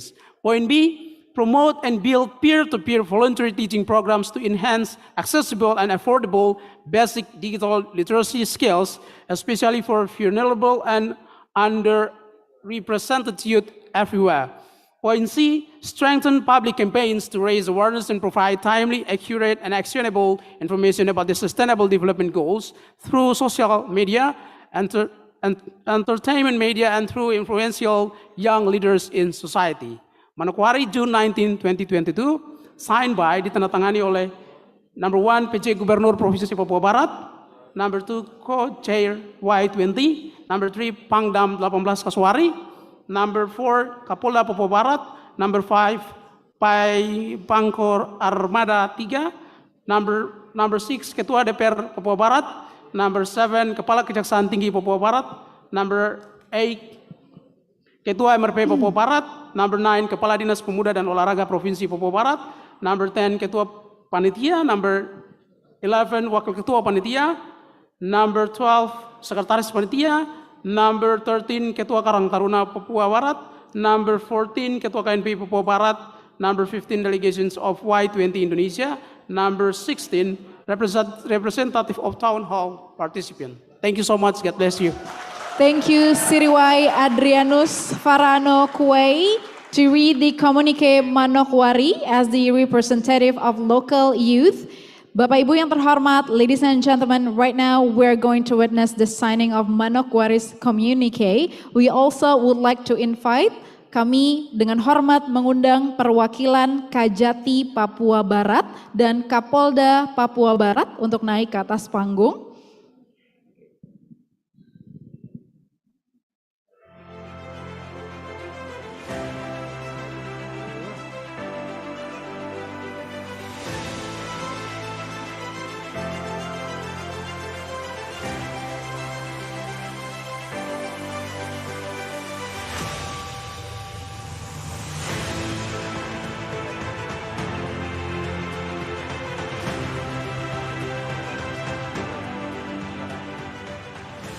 The Manokwari's communique first will be signed by Bapak Robert Rumbekwan as the first regional assistant for government, public welfare and special autonomy division as a representative of Bapak Paulus Waterpau, acting governor of West Papua Province.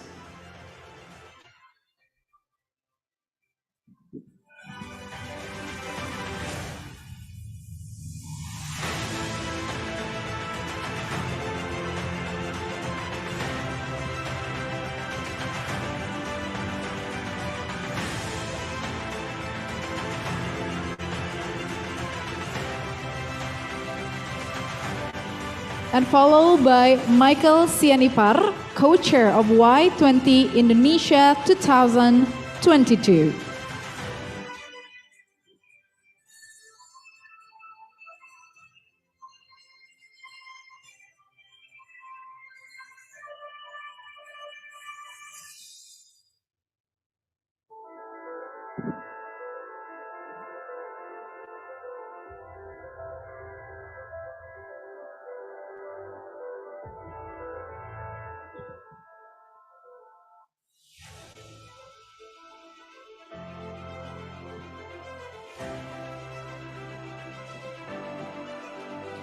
Congratulations once again, and give a big round of applause for Y20 and West Papua Province for the host of 4th Pre-Summit Diversity and Inclusion.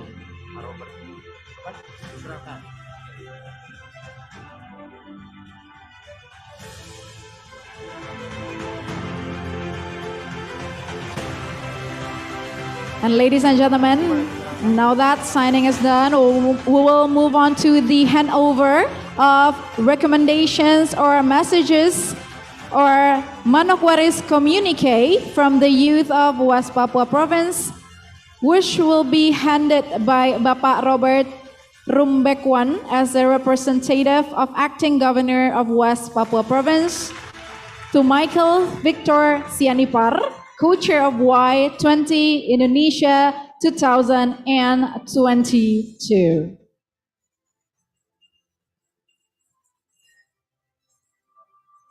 And we're going to move on to, with taking a picture together.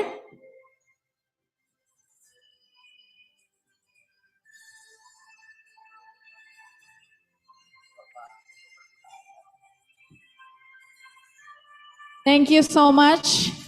Ladies and gentlemen, you may return to your seat. Thank you once again.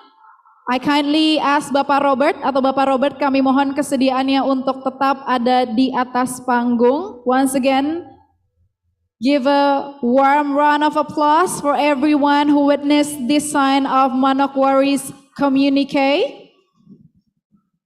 And ladies and gentlemen, as we know that hosting this remarkable event has been one of the proudest moments for West Papua Province. And so we would like to welcome, kami persilahkan kepada Bapak Robert Rumbekwan, First Regional Assistant for Government, Public Welfare, and Special Autonomy Division, as a representative of Bapak Paulus Waterpau, Acting Governor of West Papua Province, to give closing remarks.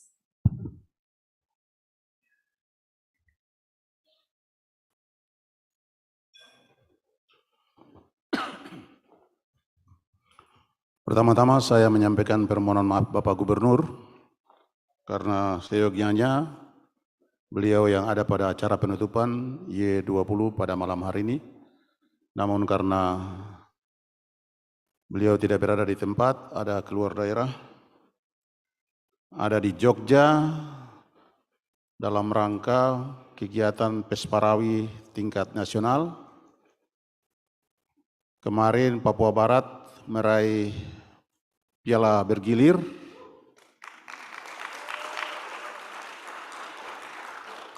dan malam hari ini Gubernur menyerahkan piala bergilir kepada Bapak Presiden dan Bapak Presiden menyerahkan kepada Gubernur Yogyakarta dan sekaligus untuk dilombakan. Oleh sebab itu saya diperintahkan untuk mewakili Bapak Gubernur pada acara penutupan Y20 pada malam hari ini dalam rangka membacakan sambutan tertulis Bapak Gubernur. Oleh sebab itu mohon diikuti secara seksama.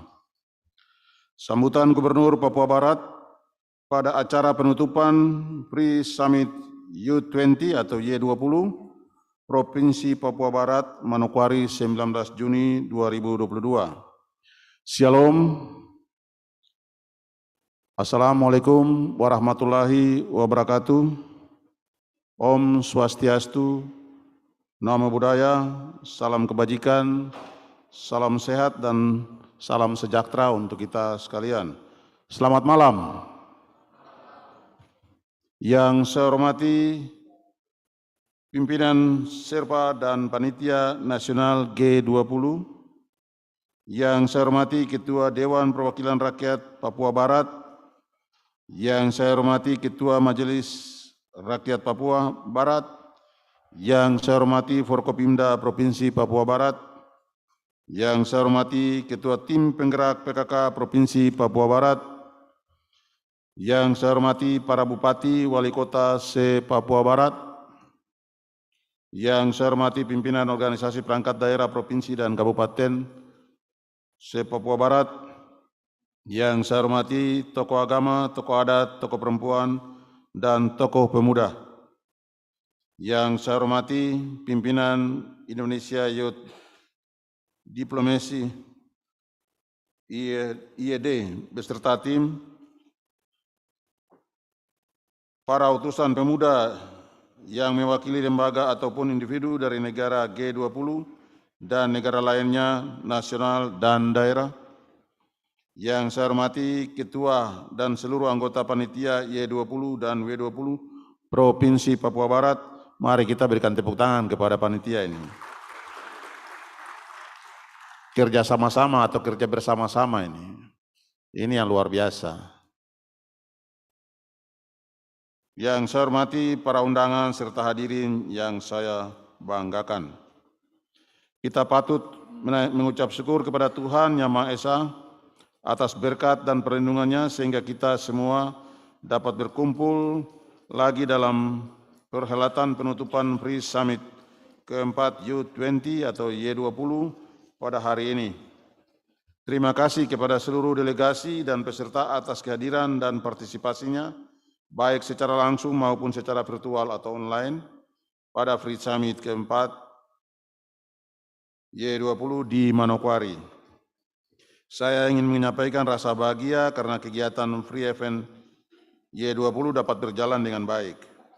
Para delegasi sudah sempat berkunjung ke Pulau Mansinam. Di sana kita bisa melihat betapa pentingnya dalam setiap rencana harus selalu dibarengi kepercayaan terhadap Tuhan Yang Maha Esa. Penanaman pohon di Pulau Mansinam dan terumbu karang di Pulau Lemon menjadi ajang pembelajaran tentang pentingnya lingkungan bagi kehidupan kita. Delegasi juga dapat menyaksikan langsung budaya asli Papua Barat sebagai bentuk kearifan lokal yang menggambarkan keragaman, juga menyaksikan langsung berbagai produk lokal yang dihasilkan oleh masyarakat melalui pameran UMKM di Manokwari City Mall. Dan yang tidak kalah penting adalah dialog, seminar, dan talk show juga menjadi sumber rumusan dalam Summit Y20 di Manokwari. Saya ingin mengajak kembali untuk tetap menyadari negara kita memiliki keragaman, suku, bangsa, ras, dan agama, golongan yang sangat tinggi. Keberagaman ini juga yang membentuk jiwa kita semua, khususnya pemuda kita yang berperan dalam mengisi pembangunan baik sekarang maupun akan datang. Saya semalam menyaksikan bagaimana anak-anak muda kita dapat berdiskusi dengan berbagai pemuda lainnya dari tingkat nasional maupun internasional. Ini merupakan modal pembangunan yang harus terjaga. Walaupun kita beragam, tapi tetap menjaga ikatan dasar, yaitu Bhinneka Tunggal Ika, berbeda-beda tetapi tetap satu. Pada kesempatan ini, saya mengajak kita semua, khususnya para pemuda, untuk menyadari bahwa dirinya merupakan bagian dari pembangunan berkelanjutan untuk menghasilkan perubahan yang lebih baik di tingkat lokal, nasional, maupun internasional. Beragamnya latar belakang pengetahuan dan pengalaman merupakan modal dalam pembangunan di masa mendatang, khususnya pemuda yang tergabung negara-negara G20. Saya ingin menekankan kembali kesempatan Pre-Summit keempat Y20 agar menjadi titik awal untuk menjaga komunikasi, sharing pengalaman secara global. Ada banyak pekerjaan rumah ke depan berkaitan dengan peran pemuda dalam pembangunan berkelanjutan. Hari ini kita telah membuat suatu komitmen bagi kemajuan pemuda yang kita sebut sebagai komitmen komunike Manokwari tentang keberagaman dan inklusi pemuda. Selanjutnya, kita berharap agar hasil tersebut akan menjadi bahan rekomendasi untuk dibawa pada acara puncak G20 pada Oktober mendatang di Bali. Akhirnya, saya mengucapkan terima kasih kepada semua pihak yang terlibat dalam kegiatan ini. Kita juga bisa, karena kita mengerjakannya bersama-sama.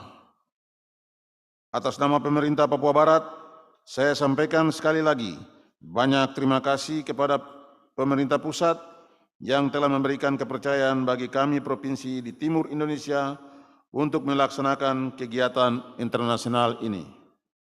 Saya juga menyampaikan permohonan maaf jika dalam penyambutan dan pelaksanaan kegiatan ini masih ada hal-hal yang kurang berkenan.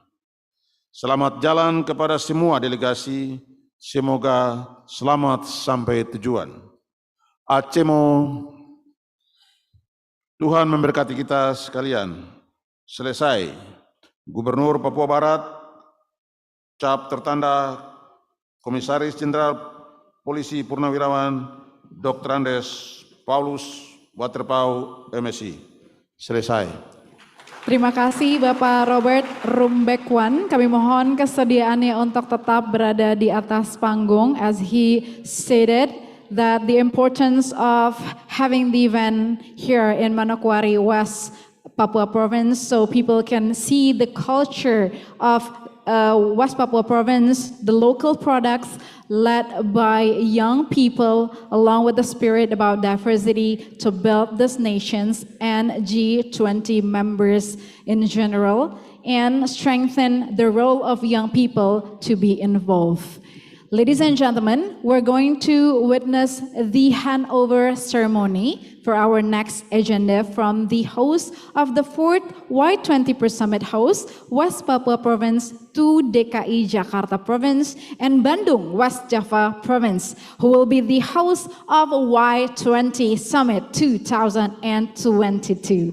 Therefore, we would like to invite Bapak Joko Margo, representative from DKI Jakarta Provincial Government, Bapak Helmi Magdiansyah, representative from West Java Provincial Government, to come up on stage.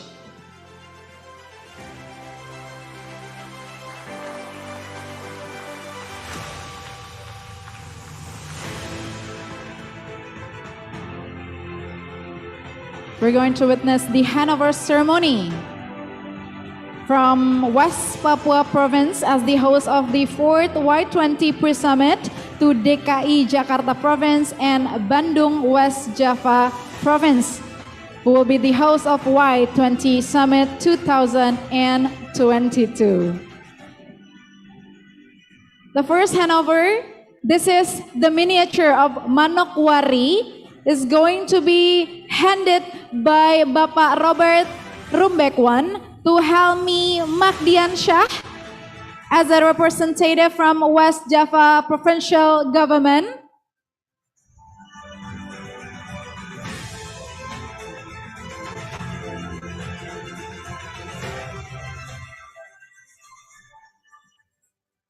And Bapak Robert will hand over the flag of Y20 to Bapak Joko Margo, representative from DKI Jakarta Provincial Government.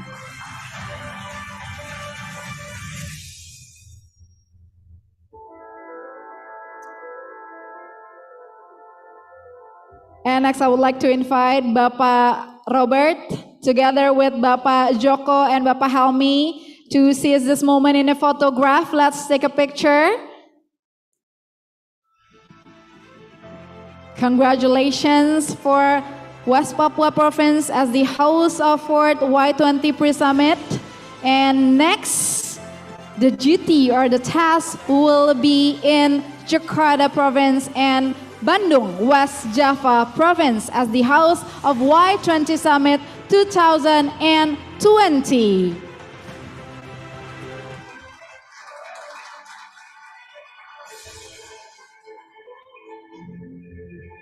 Thank you so much once again, Bapak Robert Rumbekwan, Bapak Joko Margo, and Bapak Helmi Magdiansyah. You may return to your seat. Silakan, Bapak. Kami silakan untuk kembali ke tempat.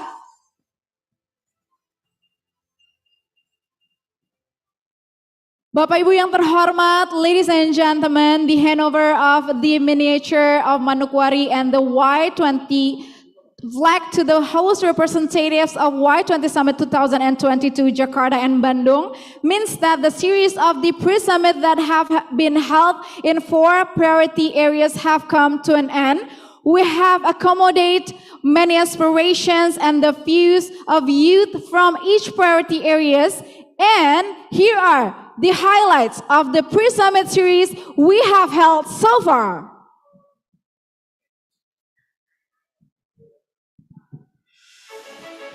The first pre-summit of Y20 Indonesia 2022, Youth Employment, held in Palembang, South Sumatra Province, Indonesia.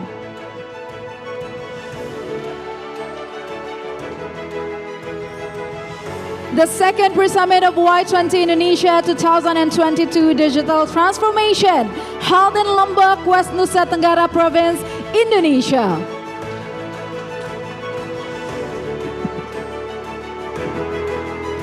The third pre-summit of Y20 Indonesia 2022 Sustainable and Livable Planet, held in Balikpapan, East Kalimantan Province, Indonesia.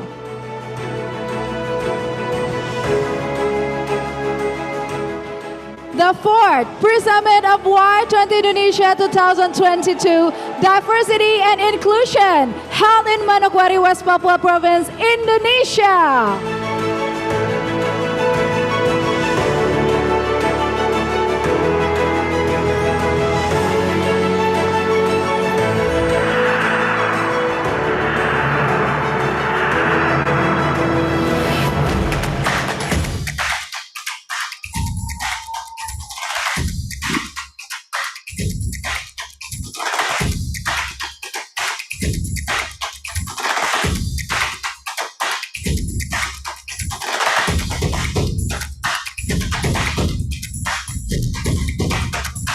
The inspirations and the views of youth from each priority areas will be submitted on the official summit of Y20 Indonesia 2022, which will be held from 17 to 24th of July 2022 in Jakarta and Bandung. Please give a round of applause for the pre-summit of Y20 Indonesia 2020. Bapak Ibu yang terhormat, ladies and gentlemen, sadly, this is our last day here, our last night, but well, there's a started. We have come to an end of tonight's event. We would like to convey our sincere gratitude to everyone participating in the fourth pre-summit of Y20 Indonesia 2022 Diversity and Inclusion's closing ceremony. This past few days have been a fruitful and wonderful journey, and we are honored to share this experience with all of you who has been with us since day one. We really hope that you have amazing experience during your stay in Manokwari, West Papua Province. Good job, everyone. Amazing. Therefore, let us conclude the fourth pre-summit of Y20 Indonesia 2022, Diversity and Inclusion. On behalf of Indonesian Youth Diplomacy, IYD, as the organizing committee, we thank you all for coming and supporting the fourth pre-summit of Y20 Indonesia 2022, Diversity and Inclusion. Once again, we apologize if there isn't any inconvenience during the event, and we hope you have an enjoyable experience as we did.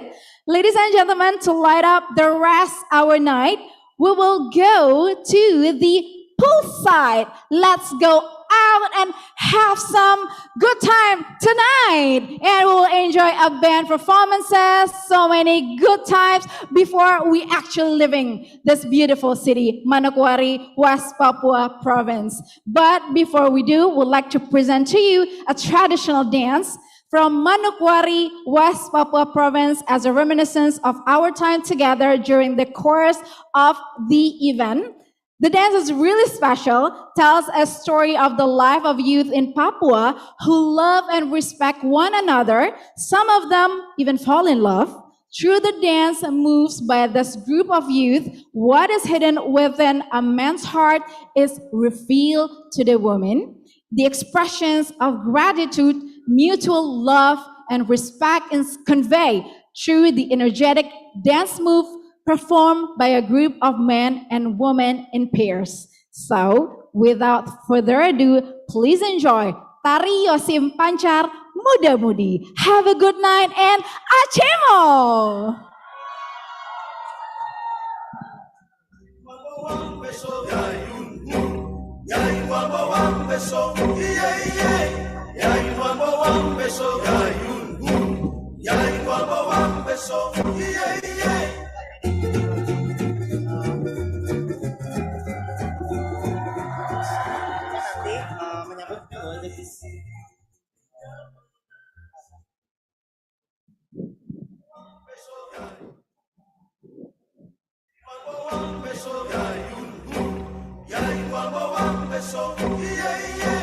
Yeah,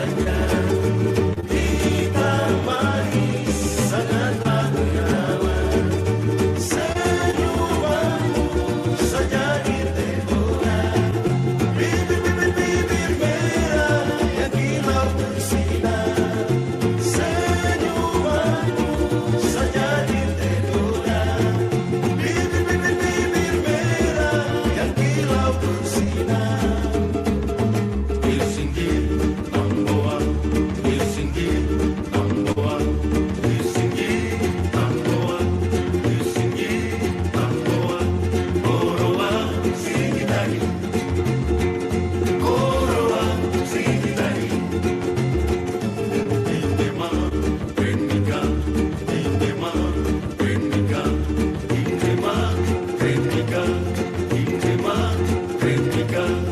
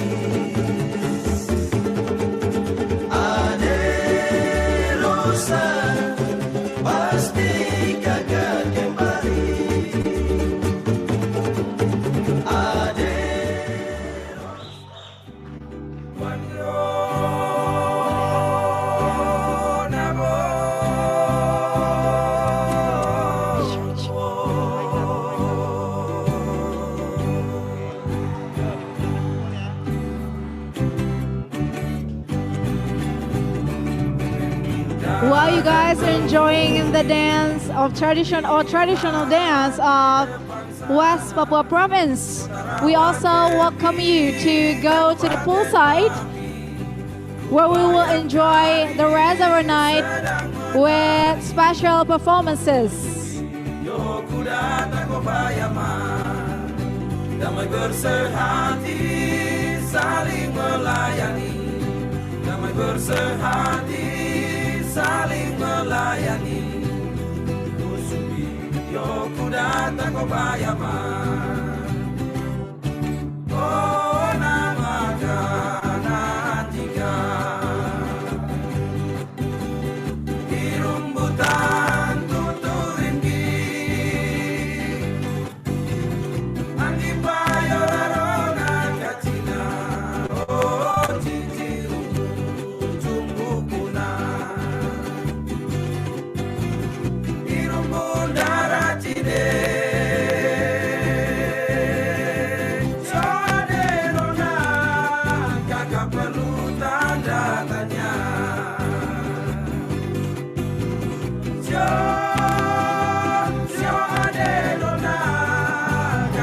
Ladies and gentlemen, to light up the rest of our night, we will go to the poolside shortly, where we will enjoy the rest of our night with a special performance.